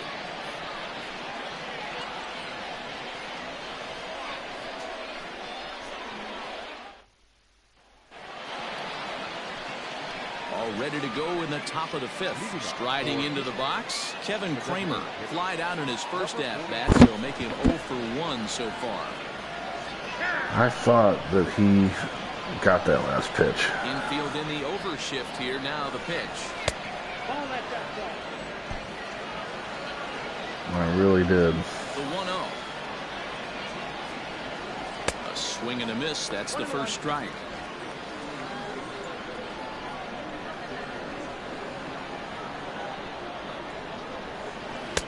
Tries to change up on him there, but it's a ball. 2-1.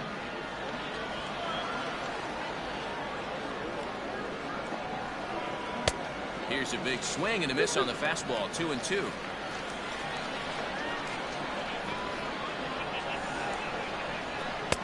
Full count now. 3-2. You do not want to walk the 8-hole hitter.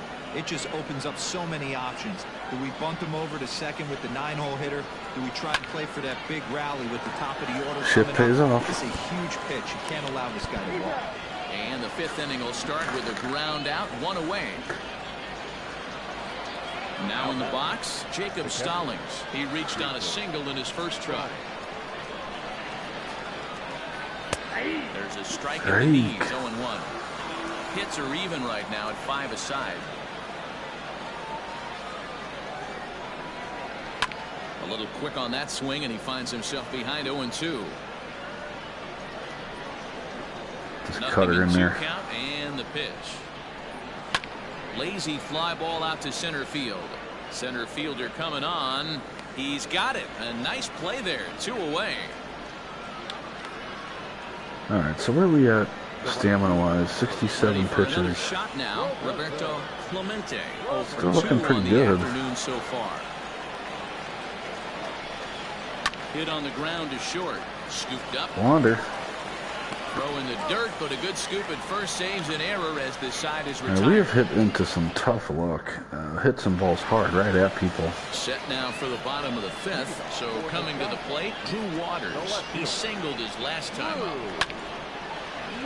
Drew Waters, nice little left-handed stroke. So the leadoff man reaches in their half of the 5th.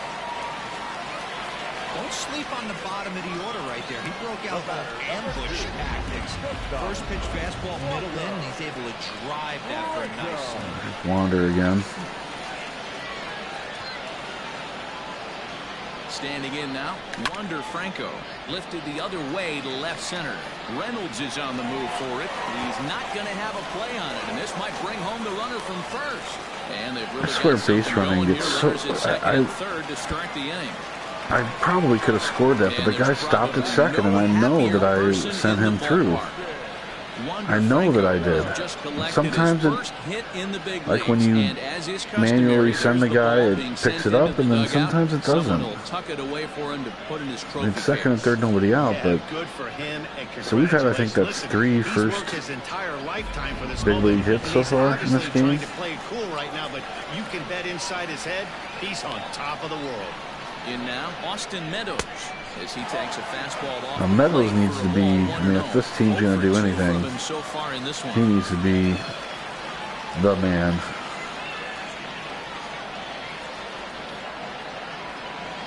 Hit softly down the line at first, but a foul ball. Almost hit the base. He's ready, now the pitch. Had a hanger that time, but missed it. Yes, he did have a hanger. That's not a pitch he misses very often. Darn it. He knows he should have done something with that one. Driven deep. Oh, at the wall. baby. It is gone. Into the porches. That's a huge knock. So a 3-run shot to left center. First home run of the campaign for him. And they will jump ahead here. It's now 4-2.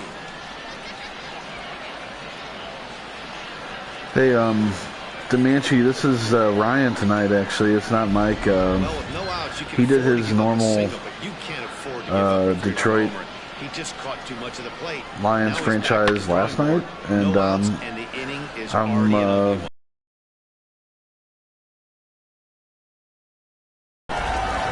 approach called Prospecting for Gold. I basically built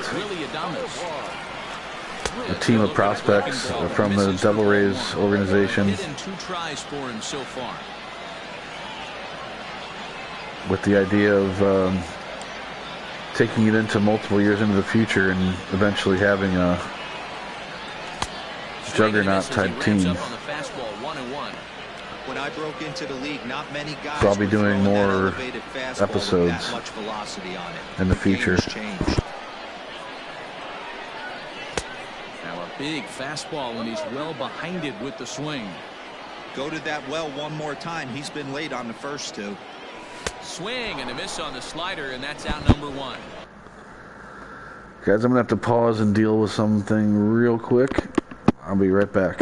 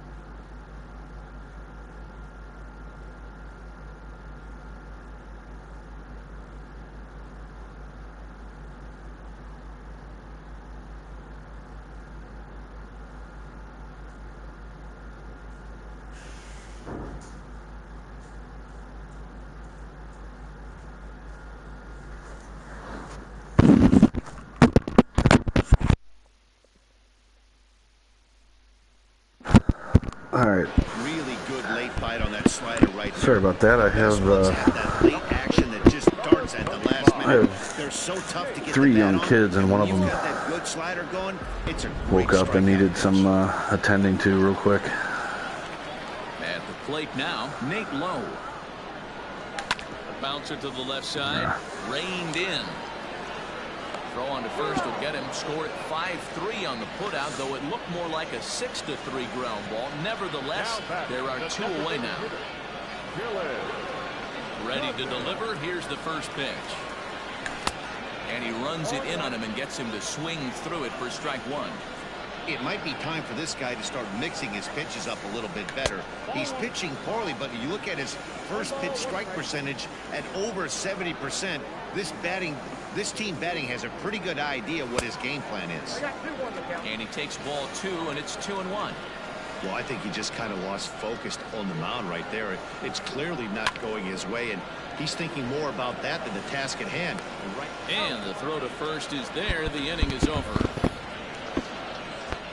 Okay, well, Ready for another chance? Kevin Newman. And at this point of the game, I think it's clear that the plan of attack against the top of the order has worked.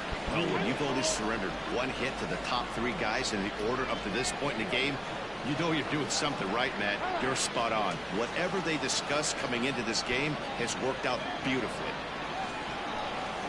And he'll start the inning with a pitch that misses off the plate. It's ball 1.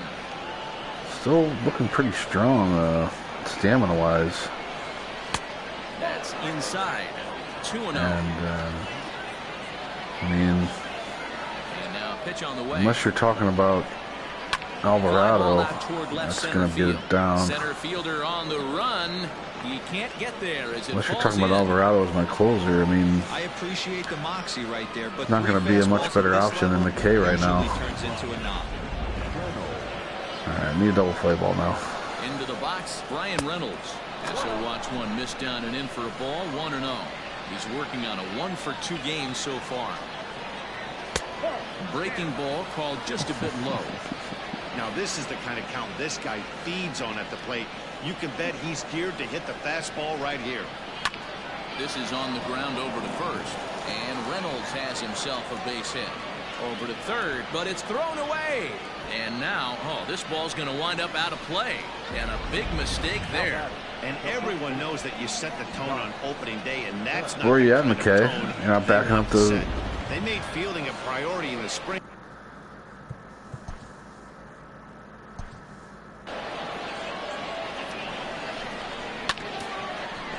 Where's he going? Oh, he's going over to cover. But then you got to get to third, son.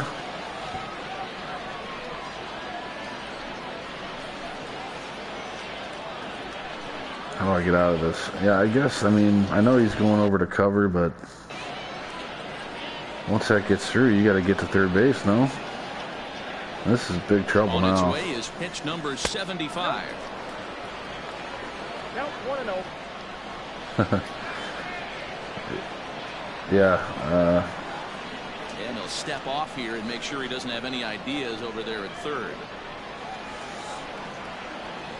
The 1-0 home.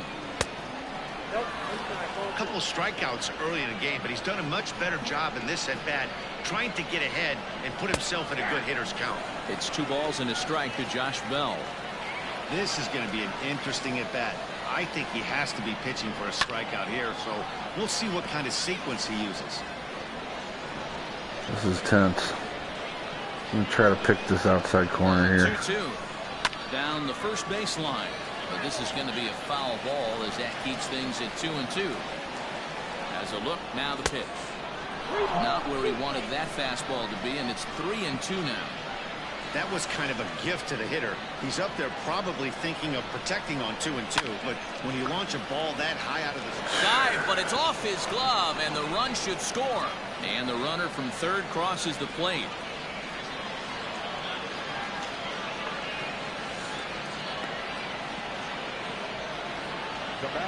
This is bad. Yeah, I really don't know who to go to here. I'm just gonna pick one. This guy's a bit more of a veteran, so I guess we'll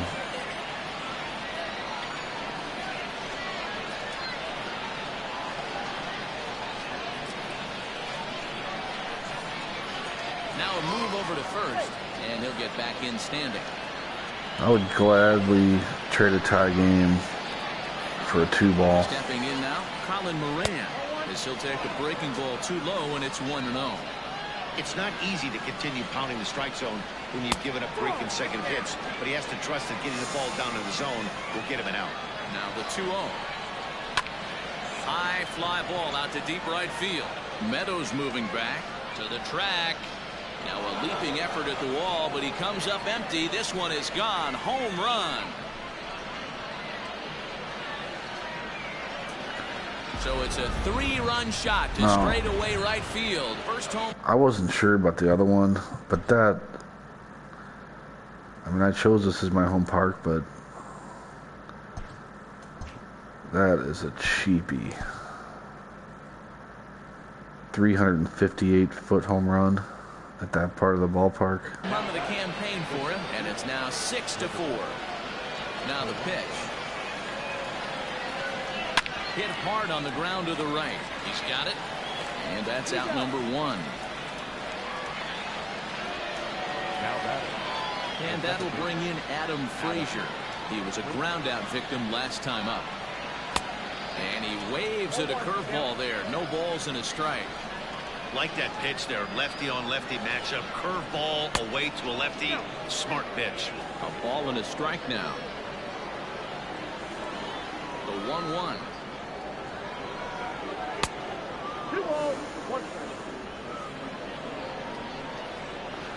I'm kind of shell-shocked. I should have. He probably should be out of the game, but out to center field. 4-2 going into the inning. Liddell is there, 2 gone. Pretty smooth working through the lineup, and then just digging in. Kevin Kramer bam, over 2 with a fly bam. ball and a ground out on his line to this point. 6-4 before you know it. In there, and it's 0-1.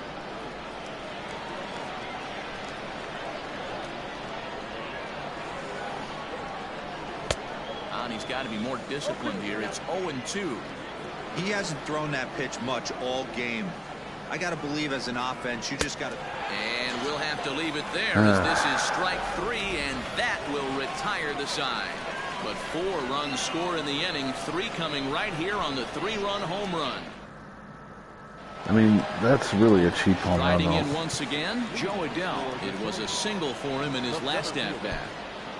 When we were on the ropes, we were in trouble, Things but not looking very good so far in this one, but we're still in the middle innings. They're down by a couple if of that runs, gets and caught, this would be the right place and the right time to get something going. The last thing they want to do is to try to come from behind and win this one in the 8th or 9th inning. No balls and a strike to count. if that gets caught, the sacrifice fly comes in, runner probably goes to third. Swing and a miss on the slider, and he's quickly behind 0-2. That was a good slider.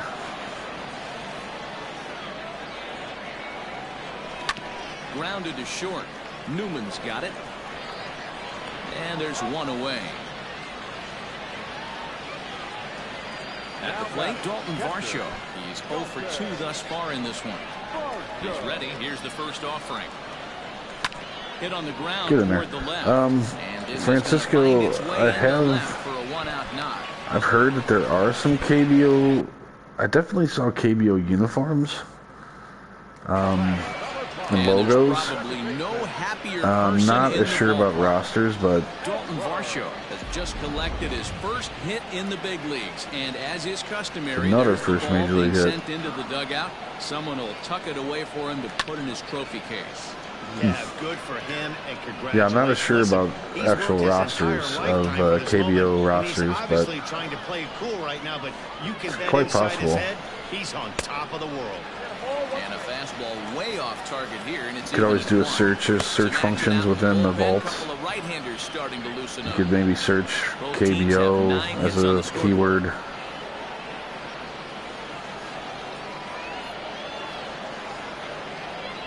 Now a foul tip that's held onto at the plate, and the count moves to 1-2 now.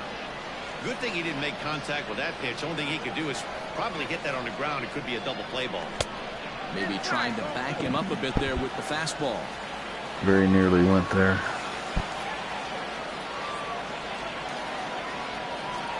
And he struck him out. That was aggressive pitching in that at bat. That's just very poor discipline. I mean, I all hard stuff until the fifth just in swing mode, and when you work off your hard stuff, it really opens up your secondary pitches to be more decisive. not seeing the ball well. Line to the right side. A leap, but he can't Like not bring it seeing it out of the down. hand, Base like I'm hit. just And swinging that runner will go no further than out second of as instinct there there. are 2 aboard Drew now. Waters Well, they've been treating him like a having a punching day. bag out there. As we take a look at the line, you can see that he's given up double-digit hits, and things don't look like they're going to. Okay, so they're going to bring in a lefty at this point. So adjust our manager hook. This is a big moment here. Stephen Brault trots in from the bullpen here as he inherits a tough spot with 2 on and Who is this? Wander? Yeah, batting 2 right-handed. away. At the plate, Wander Franco as he looks at a fastball that misses off the No problem, plate for Francisco. ball 1. Watching some games, good quality baseball. I haven't seen much of the. Men are on with 2 men I've out. seen some highlights, you know. Seen some nice bat flips. Swing and That's a ball down. lifted in the air toward the line and right, and that's going There to we go. fall for a base 6-5. hit. And the runner from second is in to score. Yeah, I've seen some good bat flips. Somebody's going to be icing their thumbs after this game. That's a jam sandwich, but able to mix in a knock. Here's Meadows, who homered his last time. Into the box now, Austin Meadows, as he will look at a first pitch fastball for ball So we 1. got He's fastball, working on a cutter, 1-for-3 2-seam thus changeup. far. Does have a slider. And did he go around? No, he did not. Ball 2. Name of the game out on the mound is to disrupt timing of the hitters in the box. He's certainly got this guy on the defensive. It's ball 3. 2-1 after the foul ball there. It's ball 3. The set and the 2-1. And that's ball 3 to And ball it's 2 4. balls and 2 strikes now. Trying to do way too much up there for Yeah, what I can tell. I am. You're he right. knows that's a big run standing there at third, but that swing was way out of And control. that's down. You still have to That's stay down, within kid. yourself. Meanwhile, this ball gets down. It's a base hit. And the And run it's is tie in to game. We got a score crazy from tie third. ball It's game. a 6-6 ball game. As if the stream wasn't long enough. About having a night. Now That we're base hit having right there, just a that's his crazy fourth long run game. batted in of the game. Not only that, we're all Wouldn't tied have up. it any Yeah, you other know way what, for my man? He's had a first great dream for approach all SSG. Night. That's his 4th RBI to tie this one up. Little he's 3-hour had a great marathon. approach all game. In now, Willie Adames. Oh, As the first good pitch slider. to him is in there for a called strike 1. I read that as a He's got changeup hit that was in going to 3 just fade at-bats off to the this outside point. corner. Then just bloop, tucked right back in. Swung on and missed. That's strike 2. I always like to see. I thought I was on that pitch. I don't. They have my PCI on the outer corner. I don't know. The next 0-2 pitch to him misses outside. Definitely felt like I Big tracked that. spot right here. That's a great pitch to try and see if you could get him to fish outside the zone. He's still in the driver's seat right now, and I'd expect something. On that Swing and a one. miss. That retires the side, and that will do it. No patience right now at the plate. Settling in now, Jacob Stallings. Right. 1 for 2 in the ball game thus far. So we're going to go ahead and go to Peacock. Matt Peacock is out from the bullpen now as he'll make his first appearance here on the season.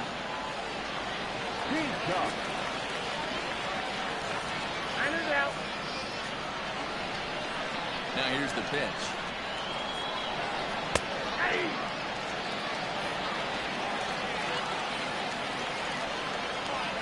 Into the windup. Here comes the 0-1. There's a breaking ball, but it's laid off and doesn't find the zone.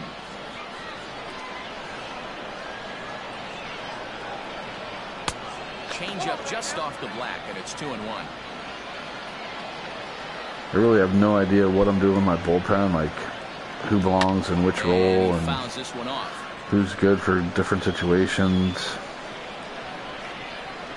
2-2. Into the top of the ninth, I'll use my closer. Strike 3 recorded there. He's notched his first career major league strikeout. Well, Matt, if he can become a consistent strikeout pitcher, you have to figure his career is going to be a solid. This is Clemente, by the way. I did have at least one pitch, one face of the franchise guy for each so we'll see if he club, except for mine. As his career goes along. 1 ball, 1 strike to count. No offer on that one. 2 balls and a strike.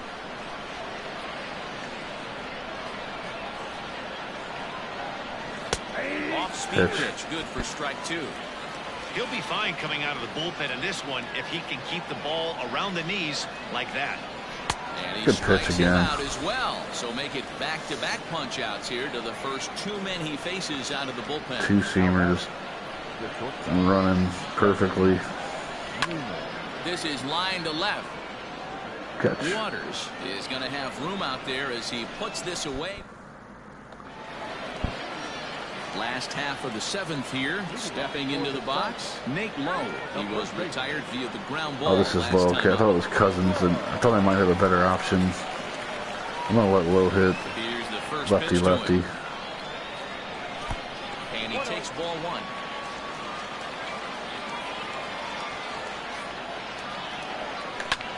Drilled right back up the middle. Right into the shift. Cleanly, and the inning begins with a quick out number 1.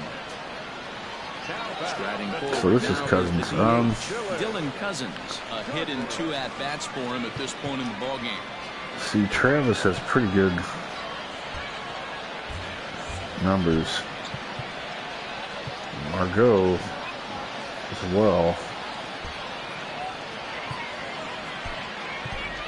Sam Travis will move into the on-deck circle now to try to get something started here. I'm gonna go Travis. With 1 gone in the inning. Now a check swing, but he holds up in time. Ball 1. Bases are empty. 1 man out. It's a go-ahead bomb here. No. Oh, and he had him guessing there, and it's a ball and a strike. Way out in front of the changeup. The 1-1 home. Fouled off. Oh, yeah, wow. I was. The 1-2. That felt like a pitch you could just drive out to right center, but I guess I was late.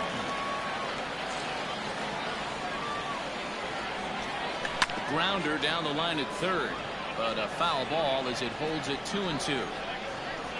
The pitch. Hit in the air to shallow center. On the That move might is be trouble. Polanco. Get down, man. He gets there, and that's the 2nd out. Stepping in and ready for another shot, Joe Adell. He was a ground out First victim big league last homer, time Joe? up. To short. On to first, and this will remain a tie ball game. Yeah, I've been feeling my way through the bullpen here. I had no reason to mess with what Peacock did in that last inning. Bullpens are such a big part of baseball now, Matt. All these teams have such good 7, Look 8, good. and 9 inning guys. It all boils down to whose bullpen is better. So why not In for a strike, it's 1-1. ride it out, give him another inning.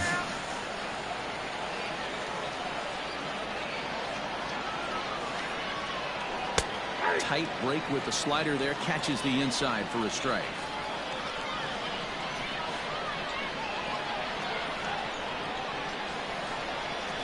Now a fastball up around the shoulders, but it's strike 3 called and a questionable first I think out that of was the inning. high. Stepping in, Josh Bell will swing it from the left side right here. More of a comfortable side from the left side. Puts the ball in play. More of a contact hitter from the left side. Might have grown up being a natural left-handed hitter. Lays off the slider, and it's 1-1. Josh Bell.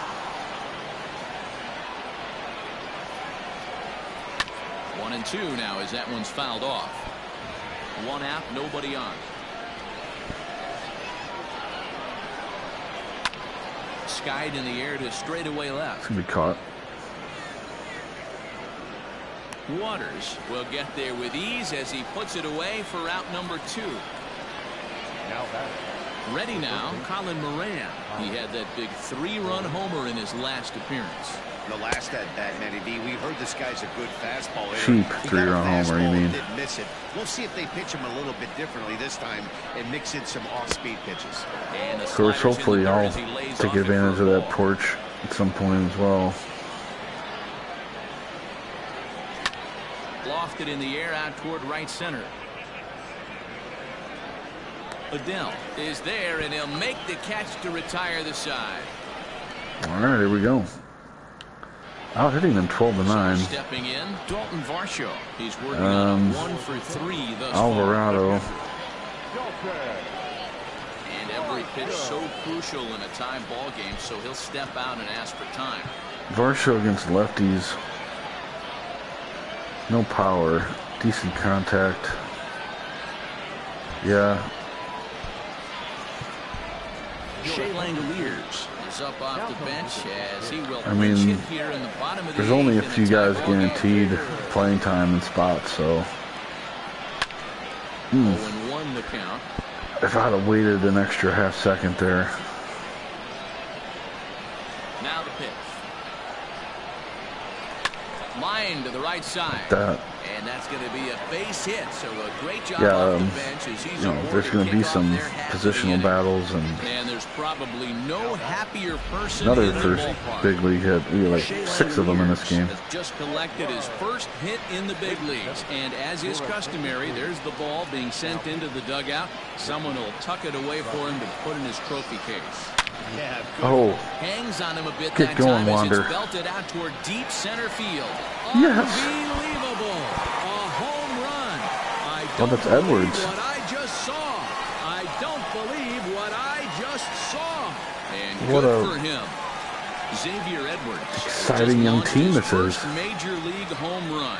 Hard to say how many more of these he'll hit in his First career, big league but for bomb. now, I'm sure Whop. he's happy Hanging to say breaking he's ball. got at least one. We got our I think closer set up. Any kid who's ever dreamed about playing this game dreams Drew Waters. exactly this. Watching the ball disappear over the fence, then circling the bases in a big league ballpark. He'll be replaying that at bat over and over in his head. And now his phone's going to blow up. He'll be calling his parents, his buddies. Here's Wander. Everybody's going to be talking about this one. Now the pitch.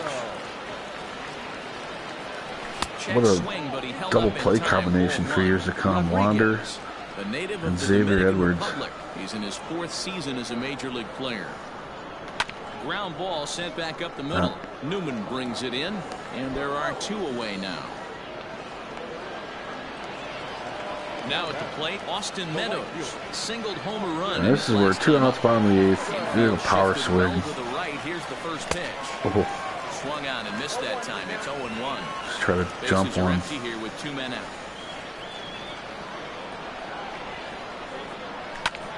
Pulled toward right center field. Polanco has a read on it. He makes the play, and that'll end the inning. Your attention, please. Coming to the plate now, Gregory Polanco. And to start out the inning, it looks like See they've if we decided to can- stick with the same reliever out there, Dan. They have, Matt. I think the way he pitched the last inning kind of inspired that. But it's not uncommon for relief pitchers to have troubles after they sit and watch their guys swing the bat a bit. We'll see if he stays as sharp as he was before. 100 on the No two-seamer. balls and 1 strike.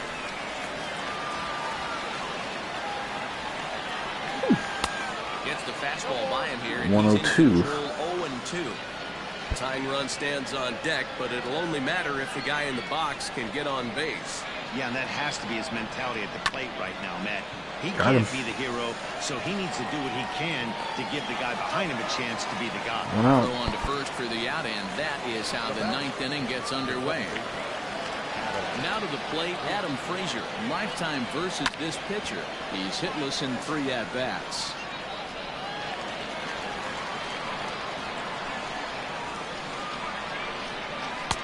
Here's a breaking ball outside, and now it's even 1-1. Bases are empty, 1 man out. Hit on the ground out to Hey, short. Billy. On to first, and they're an out 2 up, away. 2 down. 2 gone here in the 9th. What do you say now? Digging in, Kevin Kramer, and he needs to make something happen. They're down to their final out here in the 9th. No balls and a strike to count. 2 out, nobody on. Barely able to make contact. Down 0-2 now.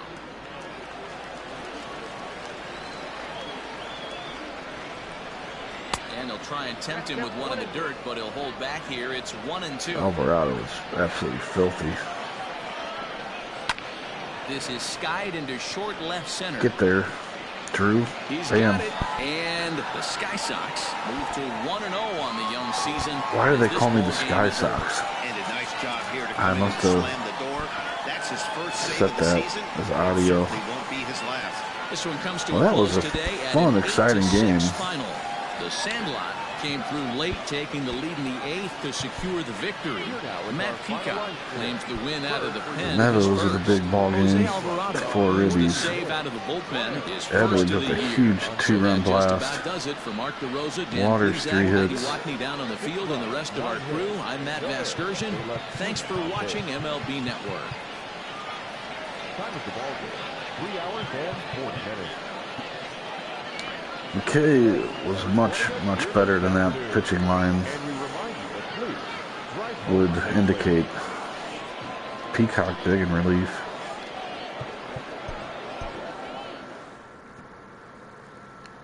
All right, well, I'm going to bring this to an abrupt close because never did I imagine that my first stream for SSG would last this long.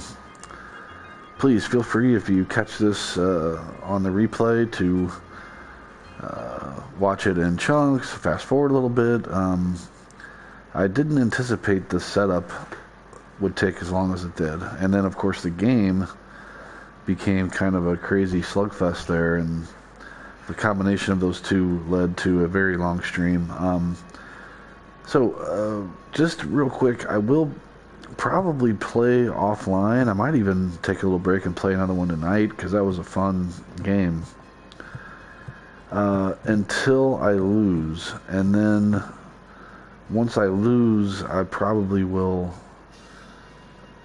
then set up and wait for whatever next game I have after that, and do a second episode of stream, because that, in my approach to simming, once I lose a game, then I have to win 5 in a row in order to keep my season alive, meaning like my human playing season. But if I lose within that 5-game stretch again, then that triggers a sim. So again, the concept is it allows you to, get through multiple years, and obviously here I'm trying to build something for the future with this roster approach. So I'll probably play offline until I lose, and then whenever I lose the next game, I might even do like a double header if I can get through it, but would be like that elimination game where if you lose, it's going to trigger a sim, and you kind of lose that close connection with your team, and you go to sim process, which is needed. I mean, we're not trying to get through 162 with this approach here, but that was a heck of an exciting game. I'm going to sign off, and this is Ryan Hetzer. Enjoyed my first stream with Sim Sports Gaming. Sorry it went so long, guys, but obviously future episodes will not go as long. We just needed to go through a lot of setup there at the beginning to kind of set up the concept, and I wanted to show those prospect kind of moves to pick up additional prospects. I wanted to show that within the stream rather than just doing it offline. So all right, yeah, so that's episode 1 in the books. Take it easy.